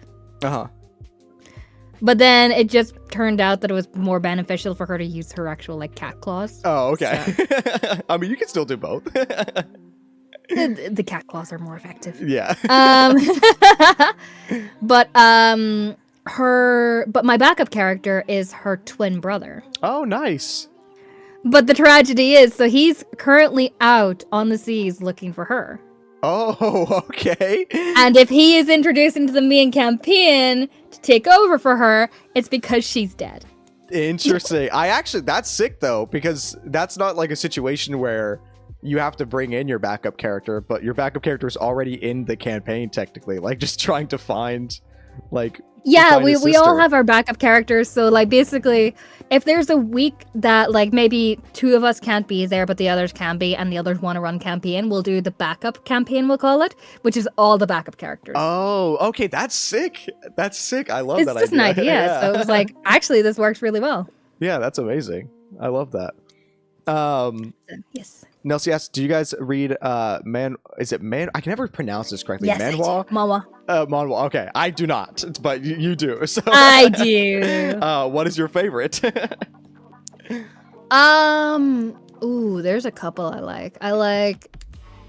I like Villains Are Destined to Die. And I like so this is reference to my weird Discord status. Oh, okay. But it's a one called The Perks of Being an S-Class or an S-Rank Heroine. Uh-huh. And it's yeah, it's just really funny. I love the long titles of like the weird anime like titles of just yeah. Yeah. Do you know what? And I think one of the funniest moments I had was when I went on to Crunchyroll recently. And like, you know how Crunchyroll has their own little like sections? Yes, yeah. Of like they make their own sections of the reincarnation or let's go on an adventure with your mom kind of like thing. Uh-huh. But there was this one and it was a section called anime whose original titles were too long, so we had to shorten it down. Yes, yeah, I was like, you know what? Whoever came up with that was across perfect. The entire screen for it. Too. Yes. It's so funny. I love that. Have you heard of Tears on a Withered Flower? I don't think so. They said it's new and has like, 12 but I'm chapters. reading so many at the same time. Like, I am really bad at whenever I see a new shiny manhwa come up on one of the apps. I'm like, I'm going to read this now. Oh yeah, I was gonna ask, what do you read it? Like, what app do you use for that? I've got 3. Okay. I read it on Tapas. I read on Tapitoon, and I read on Manta. Huh. Okay. So it's not. What's the one? I guess it's for more like fan fictions. I guess. It starts with. I think it starts with a W. WordPress? No, I don't remember what it is, or maybe I'm thinking of something completely different. It's the site that like a bunch of. It was advertised on like Snapchat all the time with like Hades. Oh, Webtoon? Webtoon. Yeah, I think that's yeah, the one Webtoon. I'm thinking of. Okay. I have read a couple on it, and every so often, if I'm really bored, I'll go onto it. But I really enjoy the I enjoy like out of the 3, Tapas has my favorite translations. Okay. Because it's just much more grammatically correct for a lot of the times. Then it would be like Manta and Tapitoon after that. But like, I don't know. Webtoon is one of those that I don't like the paid, like the way you pay for it. Oh, okay. Are all those like? Do you like, have to pay for them? Well, yeah, for most of them you have to pay. Manta is nice because it's just a subscription. Oh, okay. Uh-huh. But Tapitoon and Tapas are like per episode, but they're a bit more value for your money compared to Webtoon. Are they like expensive per episode, or is it like how much is it per episode? I'll usually, on Tapas, I'll get £20 worth, and it'll get me about 36,000 credits. And then each episode is usually about 360 to 450. Oh, okay. So it's like you turn it into it's a credit. Into points. Oh, yes, okay. credit. I see. They got their own microtransactions on it. Yeah. Oh, dude, that's crazy. But then, like, if you buy in bulk, so if you buy like over 10 episodes, you get a discount, a percentage discount. Oh, okay. Yeah, that's nice. That's sick. I need to read more. I'm illiterate. I don't read. But you know what? Is it reading if you're reading MOA? If it's like comics and stuff? I mean, I would still. I mean, it's not like, you know, it's a different kind of reading, but it's still. Oh, I'll say I'm reading, and it sounds very like, ooh, I'm reading, but no, I'm literally just reading, scrolling webtoons. I mean, yeah, but. Or MOA. If you need any MOA Rex, hit me up. I got you. I need to read more anyway. There's literally the last book that I've read was probably. Oh, I remembered one that I loved, and I think you might like it a lot. Like 6th grade, manhwa? Yes, it is called The Beginning of the End. The Beginning of the End. Hold on, let me write this down. It is so good. It is one that, you know how recently, what was the one that was made into a really successful anime? Oh, Solo Leveling? Yeah. Yes. I can fully imagine The Beginning of the End being one of the next ones to become an anime at some point. I was gonna say, was it? Because isn't Solo Leveling like the first manhwa to like ever have like an anime? No, it's not. Well, okay, no. I thought it was. Crunchyroll done some Crunchyroll originals. So they done the God of High School, and they also did I didn't know that was Tower of God. Tower of God was one too? Those two were actually webtoons. Oh, okay, sick. I did not know that. I did not know that Tower of God was I thought it was like an actual like original thing. I didn't realize that it was a webtoon. I think that there is one coming out too. Who Made Me a Princess, I think it's called. And it's gonna be, I think it's being animated by a Chinese studio. Oh, okay. But it looks really pretty. Tower of God was the first webtoon adaptation. That's so interesting. I did not know that. Tower of God Tower is of God. gas. Oh, there was another one too. It begins with oh my gosh. I tried reading Solo Leveling like after I watched the anime, but I couldn't find it like on webtoon for some reason. I don't know if I was like looking at for some reason I just couldn't find it. I had to look at it on I know it's on Tapas site. And stuff. Oh, okay, yeah. I'll have to what were the names of those? Let me write those down because I do want to check those out too. Those other Which ones? Tapas, and what was the other one? Tappy Toon and Manta. Okay, sick. I love recommendations for tools. Let's go. I would say Manta is the most value for your buck because it is literally a very, very cheap subscription each year. And okay, you're not going to get the same volume or the same quality, but they're still very solid. Okay, sick. Yeah, I'll have to check it out. Also, Nelsie, feel free to recommend literally anything to me, and I will look at it. Onyx something? Onyx is Onyx something. For the other one? Onyx Equinox? That's what I think it's called? Let's see. Yeah, Onyx Equinox sounds familiar. I'm pretty sure that was also a webtoon that got made into an anime. That or it was a Crunchyroll original. Yeah. Okay, I see. Yeah, Onyx Equinox, animated television series by Crunchyroll. I love the art style on this. Pardon me. The art it style did not hold up well, unfortunately. Did it not? Didn't. How do I put it? It just didn't get much of a reception. That is unfortunate. Oh, Rika. Oh wait, I think I've seen the first episode of this. And then I'm trying to think what others. This looks so in terms of webtoons, there's some that I would definitely love to see be brought into an anime. Like Siren's Lament. Love that one personally. And I forget the name of this other one. I love how I'm gonna be looking up all of these after. Yeah, no, absolutely. Siren's Lament's great. essentially, you know, sirens like mermaids and all like that, and it was a great story in my opinion. Yeah, they also Siren's include Lament is so good. Siren's Lament will have like some webtoons will actually have music. Oh, really? Mm-hmm. Like, will it autoplay, or does it like? Is Yep. it one of the things where You'll it be just just tells reading you to go the check it music out? at the beginning of the episode will just start auto playing as you're reading. What? That's so cool. Interesting. I normally read with music anyway, so that's actually sick. I didn't know that. And then what was the other? God. Can we get any webtoon readers on the chat? It's the one where essentially they both live in an apartment, but they're in separate dimensions. And while they're in this apartment, they can see and chat to each other, but they can't outside of it. What? That It's a sounds romance. sick. I love that. I love It was that very good. concept. Yeah, what?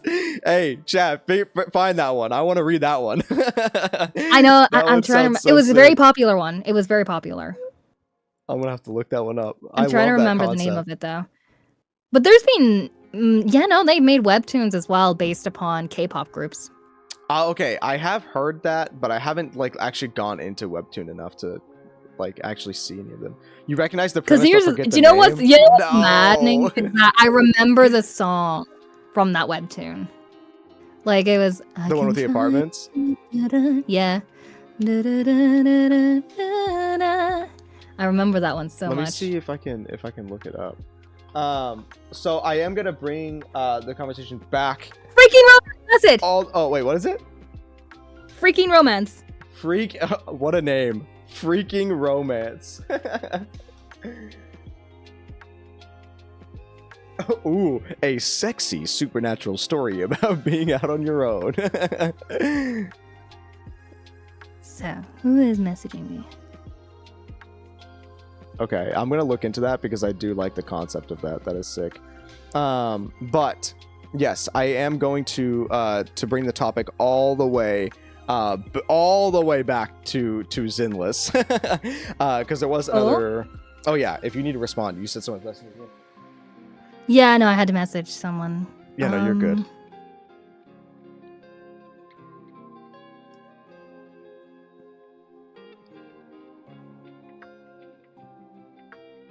There we go. I'll probably chat to you about that one after. Oh, okay. Yeah. That's an off-screen conversation. Yeah, no problem. Are you good? Can I ask another question for you? Yeah, I'm good to go. Okay. Because chat, I am gonna have to start wrapping it up sometime soon because I do have the Deadpool movie and we were gonna go get lunch a little bit before. But I do want to ask, what is a character like from another faction that you would love to see Corin interact with? Oh, Corin interact with? Yeah, like have a little story thing. I don't know. I really don't know. Because, I think I would like, in general, just to see her have more intimate interactions with her own faction first. Okay, that's fair. Yeah, understandable. Because, obviously, we see the little, like, clips and all like that of her with Von Lycon, like, from that trailer and stuff like that. Or you see, like, the little pictures of her and all like that. But, like, I would love to see a proper scene between the two of them. Yeah. So, maybe Nakamata, as they say, like after the whole, like, you know, meeting up again. Let me think.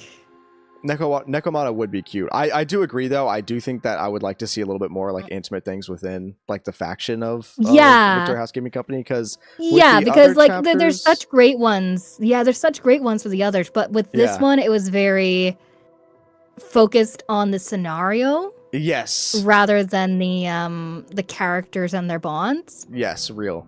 And then like but like to make up for that, they gave everyone the opportunity to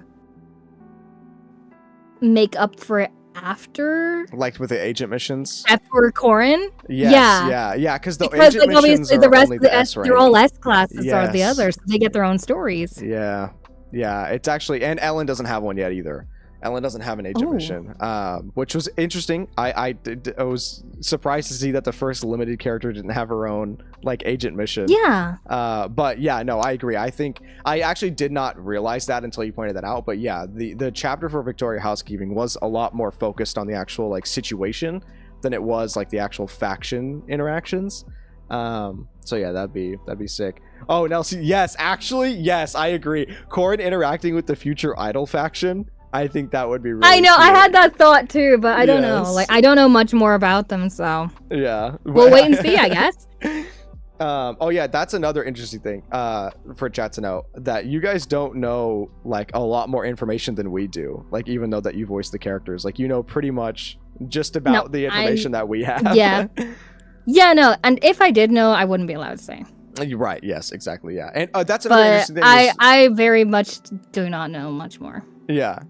You mentioned on one of your streams that whenever you play the game, you get to see because there's a lot of lines that they'll have that aren't voiced like throughout the world. Yeah. And you don't even get to see those lines because since you're not voicing them, they don't show them to you. So Yeah. those are all like completely new. I don't get to see a whole lot outside of what they show me that I'm recording. Yeah. That's so like it's a nice little like surprise. I did see. I do remember whenever we were recording for the chapter 3, where they're all running. You know, like, you know, the lights are flickering and all like that, and it's like them all doing this like action pace, like defend the proxy thing. Yes, yeah. I remember me and the director, because it was the first time we'd both seen this cutscene. And whenever we seen the cool ass, like, just 2-second run cycle of all of Victoria running towards the door, just like them all together, we were like, this is so cool. Yes. Is that are you talking about the cutscene where Lycon tried to get to the door before it closed? Yes. Yes, yeah, that one is so good. Oh my god. Yeah, because that's the one where we first get to see Rena kind of like actually fly. Like a little fly thing, because she just picks up Eos and sort of like just glides across. It was so interesting.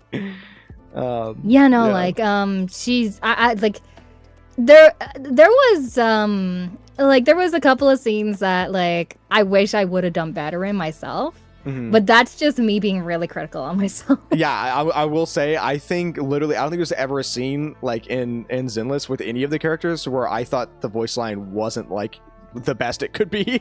Like, I always think that the voice acting in Zenless is so consistently just incredible. I love it so much. Everyone does a really good job. Do you have a favorite song in ZZZ? Ooh. Ooh. Gosh, my dog scared me. I don't know. I really like Nicole's character song. Okay, yes, yeah. But I also really like Nekomata's. I love Nekomata's, yes. But I think Nicole's one takes it for me just because it's so... Well, like, they both get, like, stuck in my head as earworms, you know? Yes, yeah. I think my favorite one out of the, like, teasers or demos is probably Ellen's. And then I really, really liked Grace's. And then, yeah, it's kind of tied between... like Nekomata's and Nicole's. Like the Victoria Housekeeping ones were very like, well, like Lycon and Rena in particular, those two had very consistent themes almost. Yes. Even though they were entirely different languages and different like thingies, it was very like for what it was. And it was like, huh. Just pure elegance. That's what it was. Yes. So much elegance to it.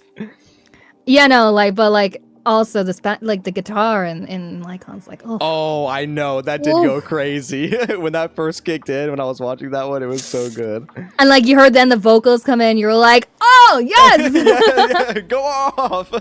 I like the S pull music too, or I like the when it starts rapping. Yes, yeah. Well, like even without the rapping. I'm awful. I may have made a really silly little TikTok of because like I don't know why, but without the rapping, the lyrics remind me of one of the early JT FNAF songs. Oh, okay. Did you make like a little like your own song out of it? I may have put the lyrics to that song to the. Amazing! You're gonna have to send that to me. I'll have to check it out after after stream. Let me warn you, I cannot rap for my life. Oh, that's it. It's fine. It's fine. I'm sure it's incredible either way. Luminous Squares theme is your favorite? I do like the Luminous Squares. I haven't heard it yet, but like that's because I haven't gotten there, and I'm trying to avoid seeing much about Luminous Square. Yeah. Where are you at right now in the story? Because I was watching you play the other day, and I forgot like where you ended up in. We're early in chapter 1. Oh, okay. Like I think we just met Nekomata. Oh, did you? Okay. Yeah. Got you. So that's like. So yes. You're getting into the Vision Corporation thing. Got you. I did complete chapter 1 off stream, but that was during beta 2. Oh, okay. Yes. Yeah. Honestly, but I know there's a lot that they added in there that it wasn't there. For chapter 1? 2. For chapter 1, but since chapter 1 since beta 2. I'm trying to remember what they did add in there. I think they did add an extra cutscene in there, but I can't remember what else they added that was new there. Nelsie asked, what is something that you would like to see from Corin as a character? More of Corin? Just more Corin overall. More Corin? I don't know. I think what I would love to see is more of her in like general. Like I'm not kidding when I say I'd like to see more of her in general. Because it feels like they kind of gloss over her in a sense. Unless you play her agent mission. Or not her agent mission, her trust. Yeah, her trust events. Her friendship. Yeah, that's it. I feel like they gloss over her quite a bit and they don't get to know Corin. Compared to the way that they've gone into depth with some of the others. Yeah, that's fair. And I feel like they did that. I feel like they gloss over Ellen as well a lot. I mean, in game, we have a lot of Ellen stuff outside of game, like her EP and like her demos and stuff like that. But yeah, but they didn't even do that for Corin, you know? That is true. Yeah, it is unfortunate. Yeah, they don't really do that with. Well, actually, I can't say that because they did do it. Okay. I was gonna say they don't really do it with A ranks, but I feel like they did. But they done it with yes, the Cunning Harris. Yes. Yeah, but I feel like because I was actually thinking about that the other day, and I was like, why is it that they did it with the Cunning Harris? But I think it's just because they're kind of like the quote unquote main faction that we deal with all the time. Yeah. And so that's why they did like an actual demo. Like most of the time it's gonna go back to the Cunning Harris. Yeah, I mean we've already seen them in like every part so far. They are the reason we've met the other factions, like every other faction so far. So I mean I get it. But yeah, I would like to see more one because they have like the hangouts in Genshin with like the 4 stars. So I would like to see a system where we do actually, besides the trust events, where we get to like actually get a deeper like look into all the A ranks. Because that would be nice. That would be nice to see. That'd be funny to see Corin actually get over some of her social anxiety. In the future, you know how sometimes they do like they'll bring an A rank or like a 4 rank or 4 star into a 5 star. Like they did with Don Hung and Star Rail. Like he was a 4 star and then they came out with a 5 star version. No idea. Okay. I don't know. Well, they did do that before. They have done that a lot with like Honkai Impact 3rd. But I mean, hey, in the future, if there's ever a moment where Corin like gets over her social anxiety and gets an S rank version, S rank Corin, it'd be cool. Like she actually, please don't be the only A rank in Victoria. Come on.